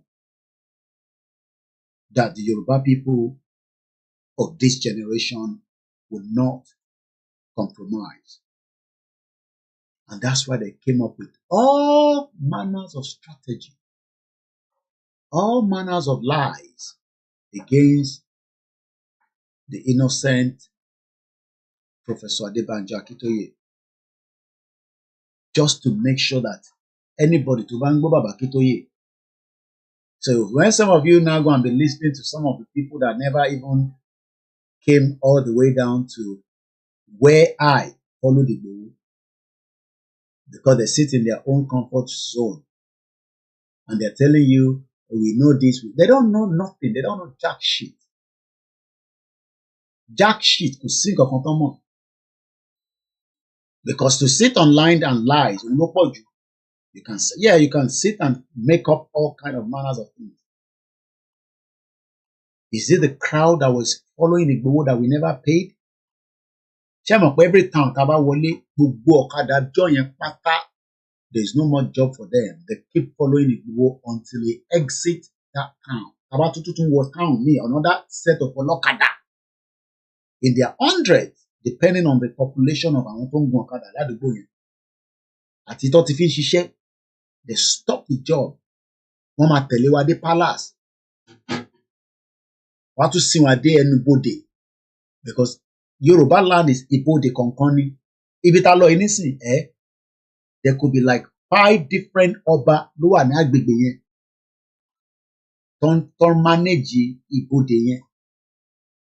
But because kò sí government, tílẹ̀ bá ti ṣú, everywhere becomes dark. Kò sí iná. À ń bọ̀ ní alẹ́ ọjọ́ kan. I don't know the time precisely, but I know it was already coming up to 10, going to 11. I was in the same vehicle with CSI. And he was looking at my eyes and he knew what I was looking at. When he got coordinator, lè rí náà o. Àwọn náà àtúpàyàn ní àwọn èèyàn tàn. We drove for like only God knows how many hours. Kò sí inú ẹyọ kan. Ìbá àwọn kan tẹ̀ máa ń tan generator. I am talking about in 2021. Ẹ wá ṣe sọ pé ipò wọn nísìn. Inú àtùpà ni wọ́n tàn lọ rẹpẹtẹ. Tàbá wá ṣe wá dé àwọn ibì kan bí joint. Àwọn yẹn máa tan generator. Ẹni máa gbọ́ bí music. Àwọn tó ń ṣe fàájì. That is the kind of lifestyle your people and my people are living. Ẹ̀yin tẹ́ wà lábroad. Ẹni tó wà lábroad kò mọ tán lọ́lé o. Ẹ fi picture Lagos State ẹ fi ń wo ìlú. Àtùpà làwọn èèyàn tàn. Ẹ máa rí inú àtùpà yẹn. Ó wá tọ̀ lọ left right. Tàbá tó kọ̀ wá dáhùn junction kan. Èyí fáwọn yẹn ó dà fáwọn yẹn gbáfẹ́ ọ̀tàn generator máa gbọ́ music. Tọ́ba gbọ́ pé Igboho ló lọ yẹn wá hélẹ̀. Igboho. Wọ́n máa mọ̀ pé òun ló ń lọ. But the convoy is a complete special convoy. Àfi ìta bá lọ quietly nìkan láfi pariwo síta.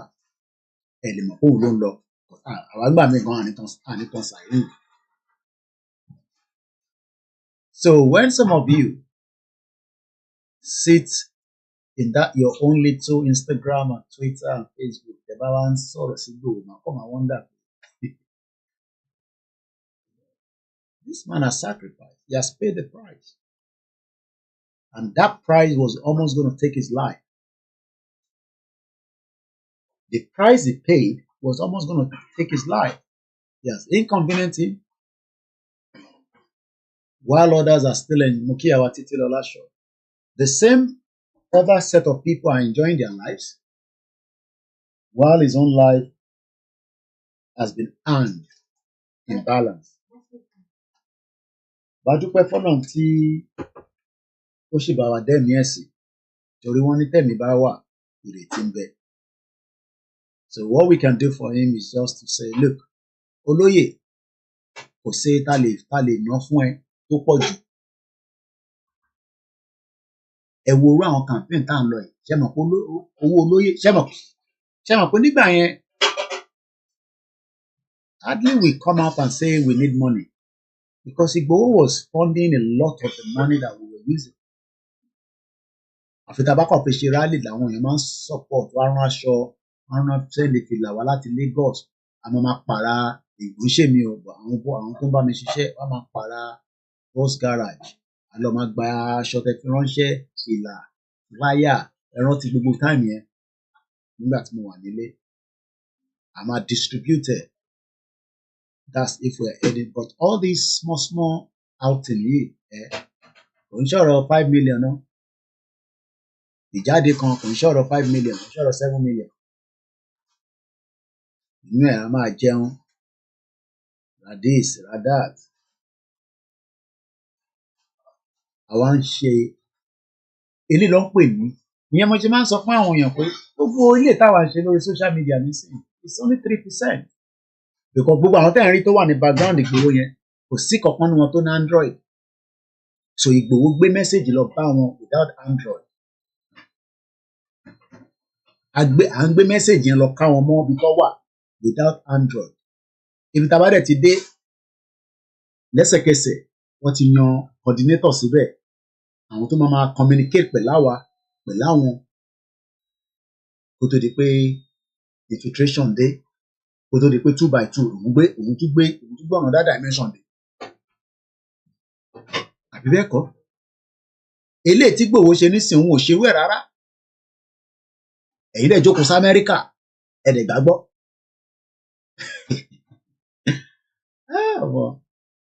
Agbọ́dọ̀ rí múvì ṣe lọ́jọ́ iwájú. Irú èmi tẹ̀ gbọ́dọ̀ ṣe múvì. Àwọn èèyàn dẹ̀ jókòó sí Amẹ́ríkà. Igboho ló ń káàkiri nísìn tí gbogbo wa rí. Èèyàn kọ́kọ́ dé láàrin méjì a dẹ̀ sọ pé irọ́ ló ń pa. Kò sórí tọkọrọ nínú ẹ̀. Àwọn onírọ́. Òtítọ́ ló ń sọ. Ó ti bá ẹni tó ń gbé l'Amẹ́ríkà ló sọ bẹ́ẹ̀ ẹni tó ń gbé ní UK. So ìṣèyàn ti mọ̀ nísìn pé bẹ́ẹ̀ lómi ṣe dá abroad gan. Ó yẹ kí èèyàn máa question nìyí. Because you should be questioned. Àtẹni tó kàwé nínú wọn. Àtẹni tó wà learned. Ọmọrin àjò. Or divided. That is exactly what Tinubu want. Wọ́n ní látàyé báyé ni Tinubu ti máa ń break gbogbo ẹgbẹ́ ni. tó bá ti rí pé ẹgbẹ́ kan máa dúró dáadáa tó lè outshine òun afọ gbogbo ẹgbẹ́ yẹn. So he was gonna do the same thing pẹ̀lú tí bàbá Akintoye gbé dání. But bàbá Akintoye wá jẹ́ni tí Ọlọ́run náà wá fi òye. Bàbá wá jáde, mo rántí fídíò yẹn. Bàbá ti endorse Tinubu. Bàbá ní yes, ó ní right láti ṣe. Kódà ó wà qualify enough. Bàbá ní ká wo qualification ó sì sùn tètè Buhari lọ. Even though pàtí mọ̀ pé nísìn pé bookkeeper lásán ni. Kò ń ṣe accountant. He's just a bookkeeper. Cashier lásán ni. Mo kí grandma Comfort Adélẹ́yẹ tó jọ́ mẹ́ta mọ̀. Àrí lórí ètò. So Tinubu that Yoruba people love. Ẹ wá wo bí tó gbé yín dé báyìí nísìn. After 1 year in office. So changes mélòó lẹ expect pé Tinubu máa ṣe fún yín within the next 3 years tó kù. Miracle wo ló kù tó fẹ́ ṣe tó fẹ́ perform. Ní 2021 Ìgbòho ní kí gbogbo àjọ fọwọ́ kù. Pé kájọ ṣe. Let's do it together and ask for self-determination. And you know, kí ló ń pè ní self-determination? Ìgbòho mọ̀ nǹkan pè self-determination. Olóṣèlú ni, òṣèlú ló ń ṣe, bla bla bla.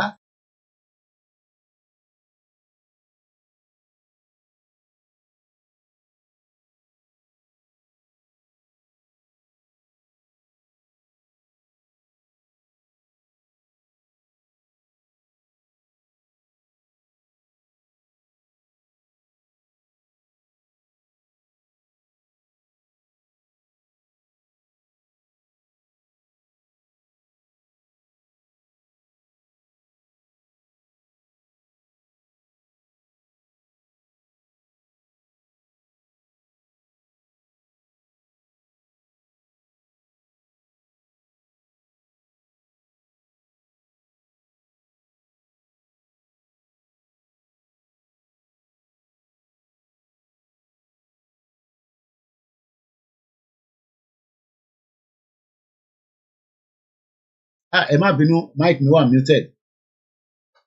Ó ti padà. Ẹ má bínú, èmi ni mo lọ muted.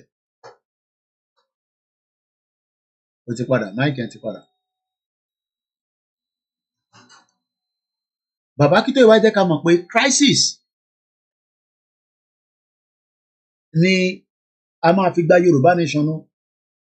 Without crisis, Yorùbá nation ò lè jáde. There has to be crisis. Whatever crisis means to you, there must be crisis. And before we go, because I need to do 3 hours, and we are just 28 minutes. Mo kí bàbá olóyè Igboho lẹ́ẹ̀kan sí. So now, let's give you this while we prepare the part that I want to show, which is NLC versus Tinubu. That's all. But there seems to be some confusion in Yoruba land. I see that maybe perhaps the generality of the people do not feel as passionate about self-determination. And secondly, there is all kinds of positions. Afenifere is talking about restructuring. You are talking about self-determination. You don't know this. You don't know the nature of the Yoruba society. You don't. Most of the young people, and they are the majority in Yoruba land, want the self-determination of their Yoruba nation. That's the truth of the matter. That's what is keeping the movement going. And they are also doing so in the diaspora. Yoruba young men and women all over the world want their own country, separate from Nigeria. You cannot deny that. No matter how much you want to pander to the government, you cannot deny that. But that's the truth. But anyway. The important thing, however, and I'm surprised that you are not talking about that, is that the Yoruba people who are fighting for self-determination are telling the world and telling themselves that they will do it only peacefully. We are Yoruba. We know our status in the world. We know our status in the black world. We do not want to destroy the peace of Nigeria And we do not want to bring difficulty into the lives of any other group in Nigeria. But we want to get out of Nigeria. That's it. Well, Prof, you were a strong member. And you're not talking about that. You are asking me questions. You are asking me questions as if what ORILEEDE did has the support of the majority of Yoruba people who want self-determination. It is not true. Well, Prof, she has a small minority of a section that is ready to do illegalities. A year ago, they went and attacked a radio station in Ibadan, and so on. Now, this year, they are attacking the entire government. Let's come out of that because of our timing. First, I want us to look at how the world is looking at this criminal government, Tinubu. Some of you might not know this guy. Àwọn kan wà náà lórí social media. Tó ń jàjàǹgbara directly and indirectly. His name is Mario Nawafa. Mario Nawafa has 1.6 million followers. He breaks verified news 24/7. No bias, no echo chambers. Host of the largest show on the X. Founder and investors. Olúkálùkù ló ní power lórí social media. As I was looking for the NLC, bí ṣe gbé sí NLC báyìí, ọ̀dọ̀ tiẹ̀ ló kọ́kọ́ pop up. Kí ni mo sọ fún yín? Ọ̀dọ̀ tiẹ̀ ni ó ti kọ́kọ́ pop up. At 1:56 p.m., he retweeted with over 118,000 views so far. And what he said was, Nigeria Labour leader arrested after criticizing fuel price hike. Money crisis in Nigeria. Gbogbo tó bá dẹ̀ máa fa crisis la fẹ́. Mr. Adedayo Ibrahim Mokinyi. Joe Ajero, president of the Nigerian largest labor federation, was arrested by the Department of State Security DSS on Monday on his way to United Kingdom. The arrest followed Ajero's criticism of the government of Tinubu's recent 39% hike in gasoline. Gasoline, àwọn máa ń pè ní petrol, America máa ń pè ní gasoline price. And his threat to call a strike if the decision isn't reversed rather. The Nigerian Labour Congress NLC reported the arrest as Ajero was preparing to travel to the UK for union businesses. The DSS has not yet disclosed the charges. Kí ni wọ́n charge fún àìtí mọ̀? But it's a good thing that this Mario Nawafa has picked on the news as well. It's good. And that's why that's sọ fẹ́yìntẹ́ wà lórí social media pé tẹ́ ẹ̀ bá follow X àbí Twitter, you will not see much going on. So now let's go to the Labour Congress website, Twitter and rather. We demand the immediate and unconditional release of NLC President Comrade Joe Ajero. Number 2, immediate implementation of the new national minimum wage. Number 3, immediate reversal of the price of petrol. Number 4, reversal of illegal hike in electricity tariff. All they need to now say is just give the order and let all workers stay at home, and the government will collapse and Nigeria will fall apart. Whether they have the balls to do it, time will tell. Àwọn mọ̀ pé àwọn náà ti compromise. Bóyá Tinubu ti set trap fún Ajero àmọ́ nísìn. But right now, the DSS has not confirmed his arrest. They've kept quiet. They've kidnapped him. The only thing is they didn't rendition him like they did with Nnamdi Kanu.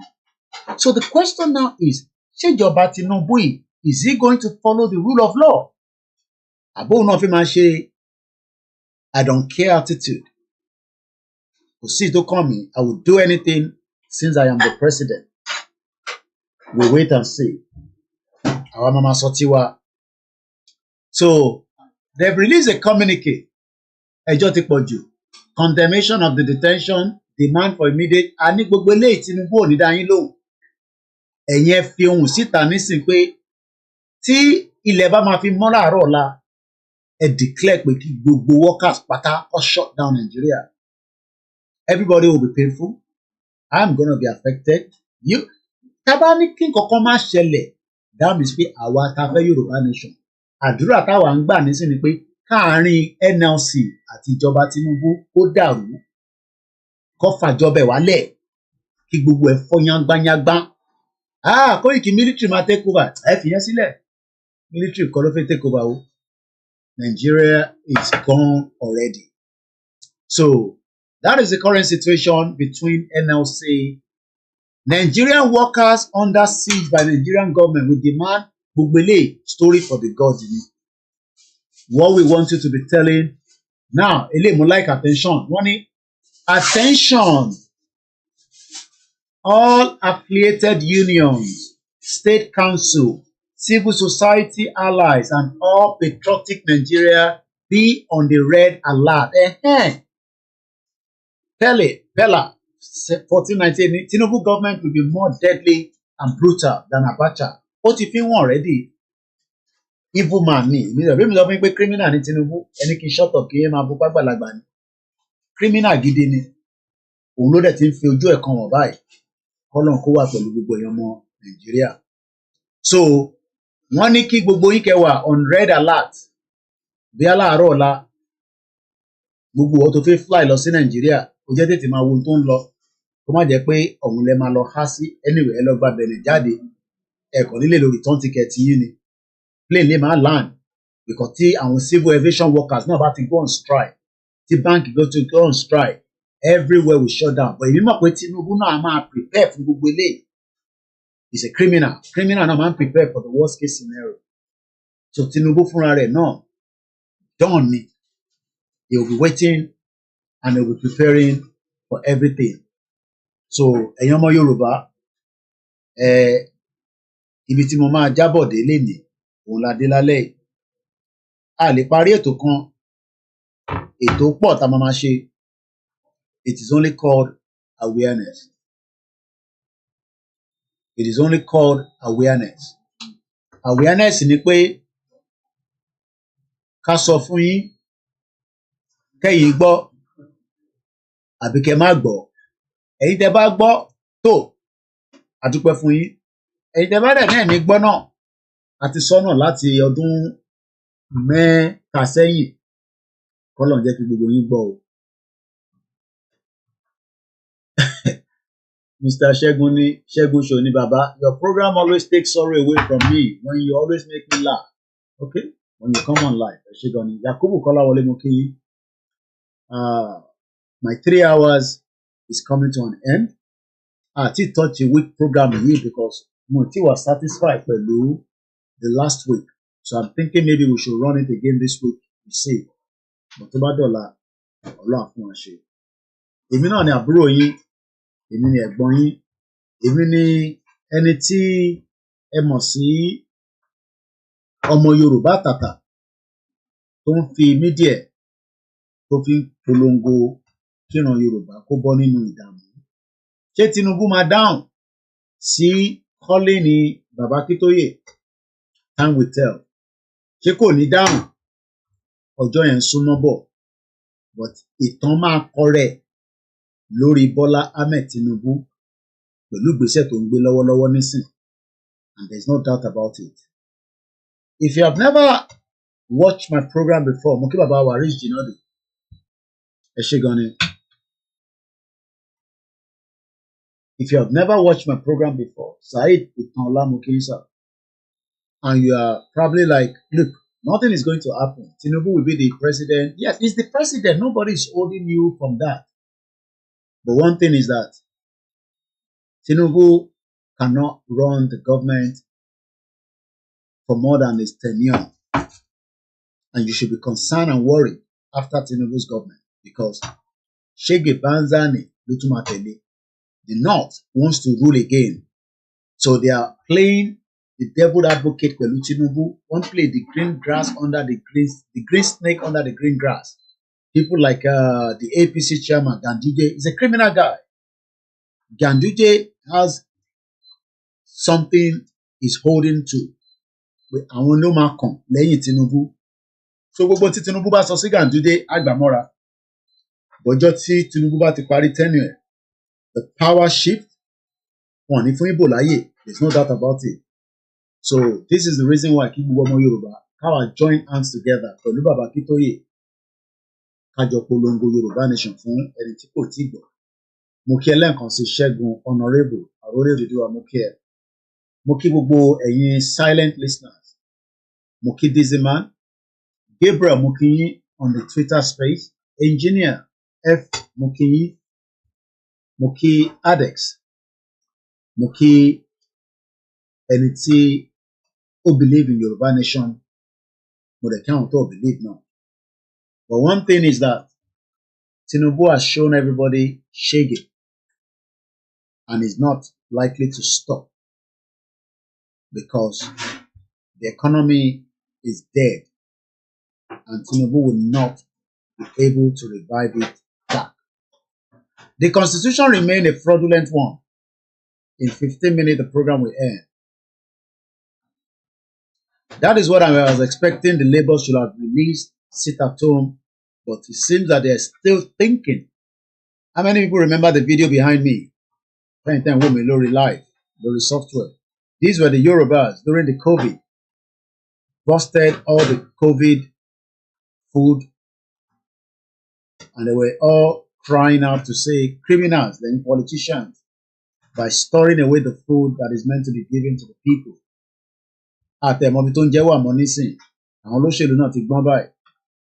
No more storing of food anywhere.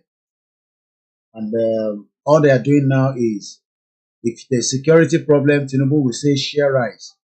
If there's medical problem, share rice. Every now and then, Tinubu is sharing rice. As if rice is not a problem. Let us remind ourselves that the insecurity will beg our kings. Níbi tó fi summit yẹn sí kò tẹ́ wa lọ́rùn tó. Ambe Babawa Ojaja II, Oni of Ife. The theme of your 2024 Yoruba Security Summit, Odalori kidnapping, banditry, and many other insecurity in Yoruba land. But lẹ́yìn ìgbà tá ti parí summit yìí sá, a rí follow up, àmọ́ kí ló ṣẹlẹ̀? Bóyá ẹ ṣe ń ṣiṣẹ́ lé lórí ni pẹ̀lú Tinubu àbí àwọn state governors. Ẹ jọ̀ọ́, àwọn ọmọ Yorùbá ń complain pé àwọn ò lè dáko bí ti tẹ́lẹ̀ mọ́. Àwọn èèyàn ń dáko díẹ̀díẹ̀ bọ̀ kò pọ̀ nítorí àwọn màálù ń jẹ oko ní gbogbo ilẹ̀ Yorùbá. Tó abẹ kábíyèsí wa kọjọ kọba wo ṣe. Olóyè náà máa dé àmọ́ àwa náà gbọ́dọ̀ prepare fún, a dẹ̀ gbọ́dọ̀ support kí dídí ẹ̀ kó lè bá wa lẹ́yìn ayọ̀ àtàlàáfíà. Gbogbo ẹni tó tí support movement ìrìn àjò olóyè, then àwọn kan jẹ́ kí n clarify kankan níbí báyìí. Mo send account ìfẹ́lódùn sí brother mi kan, wọ́n wá náwọn kan ní account YSDM lẹ́fẹ́.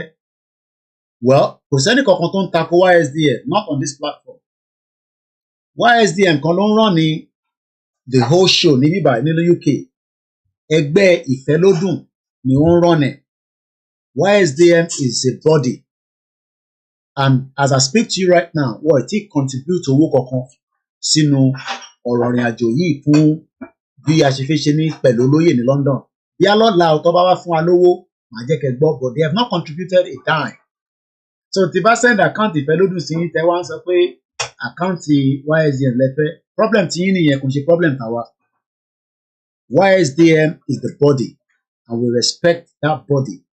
But tá a bá ní pé ẹgbẹ́ kan ṣe program tí wọ́n dẹ̀ náà wọ́n need the help, ó lè tún dọ̀la, ó lè jẹ́ àwọn kan ní Nàìjíríà lọ́mọ náà wọ́n need the help, ó lè jẹ́ ti America, ó lè jẹ́ ti Asia.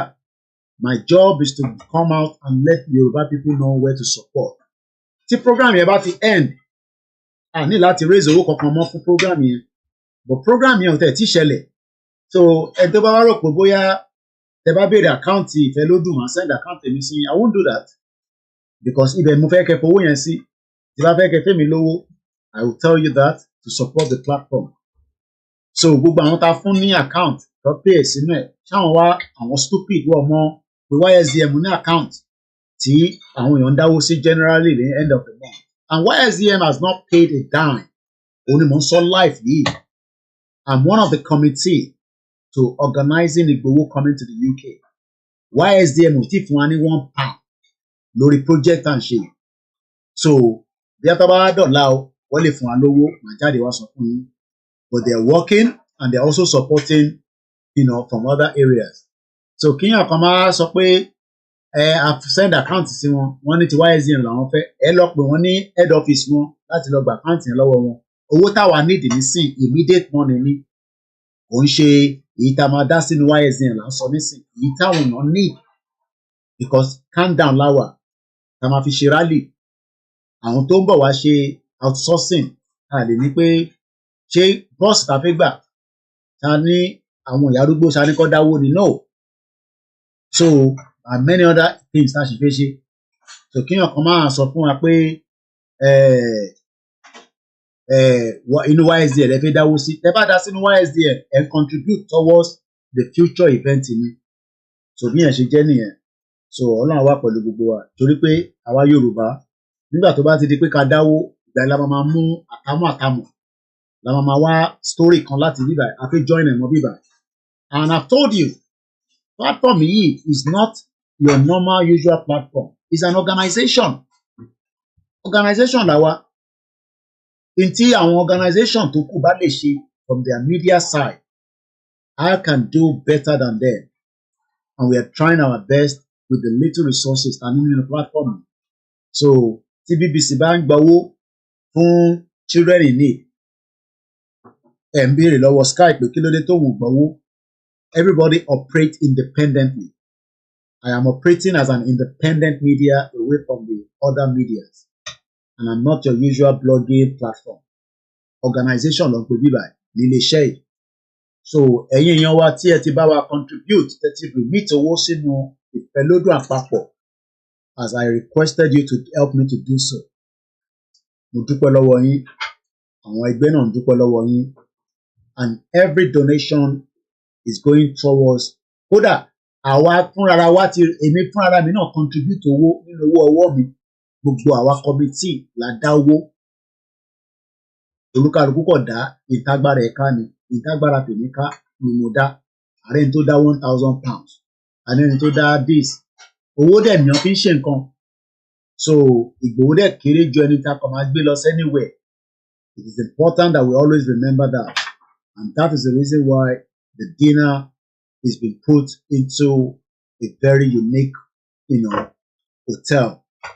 Tí a ti máa parí rally yẹn níjọ́ Saturday. Tó bá dẹ̀ díjọ́ Sunday, we will be travelling with him to Manchester, God willing, láti lọ share àwọn ti Manchester náà sí. But we expect gbogbo ẹ̀yin tẹ́ ń gbé ní gbogbo outside London to also visit and come for this dinner. If you can afford it at £100, mo kí ẹ Wàlátà. And if you can't afford the dinner, kódà Wàlátà gan máa sanwó dinner, èmi gan ti sanwó tèmi. Kò sẹ́ni kankan tó máa wọlé lọ́fẹ̀ẹ́. That is been the instruction by the committee. Ìyẹn kankan ní wọlé dinner yẹn lọ́fẹ̀ẹ́. Everybody ló máa sanwó £100. Èmi náà ti san £100 tèmi. Gbogbo àwa committee náà láti san £100 tiwa. So that shows the importance of this dinner. Kò ń ṣe pé torí àwa jẹ́ committee a máa wọlé lọ́fẹ̀ẹ́. No. It is to support and help. So bó ṣe jẹ́ nìyẹn. Fẹ́yìn tẹ́ wà nílé tẹ́ ń sọ pé ó dẹ̀ wùn mí náà kémi náà wà ní bíbá yìí o. Well, that should be the normal norm. Ó yẹ kẹ̀kẹ́ ra ticket kẹ̀dẹ̀ máa bọ̀ without visa. For UK ní ẹ ní the visa kẹ̀ tó lè dé bíbá. So if you have your visa, yes, you have the right to come. So láti wá dá ayẹyẹ sí. So ẹni tó bá ní visa, there's nothing we can do. Èmi kọ́ ni immigration officer tó ń issue visa fún UK. UK ní process ẹni tó fi wá sílùú yìí. Kódà tó bá fún mi náà láyè, àwọn family mi, àwọn in-laws mi, àwọn èèyàn tí mo fẹ́ kọ́ wá pọ̀.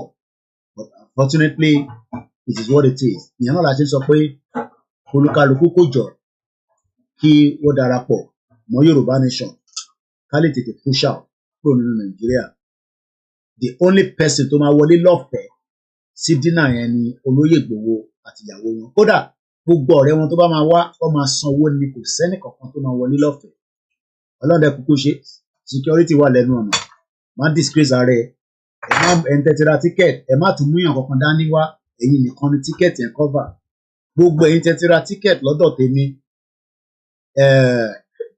I will communicate pẹ̀lú yín prior before the day lórí bẹ́ẹ̀ ṣe máa wọnú ilé, ní oṣù problem. Ẹ̀yin tẹ́tí ra aṣọ flix, aṣọ ti wà ní Peckham, mo ti bá Peckham sọ̀rọ̀ ní ọ̀sán yìí níbi tó káṣọ sí.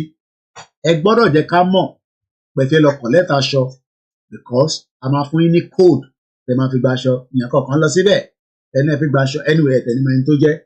So ẹ gbọ́dọ̀ communicate pẹ̀lú our committee, a fún yín ní code tẹ́ máa lọ fi gba aṣọ.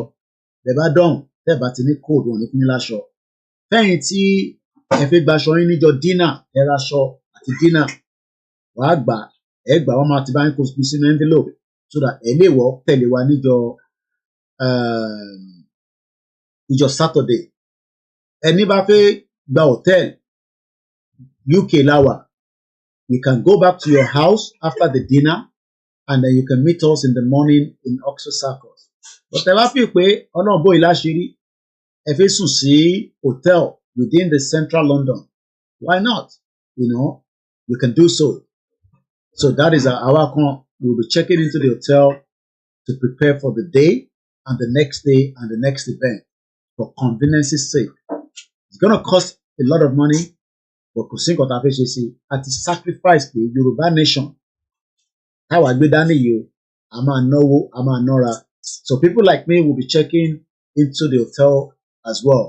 It's going to cost me money. So kò ń ṣe free.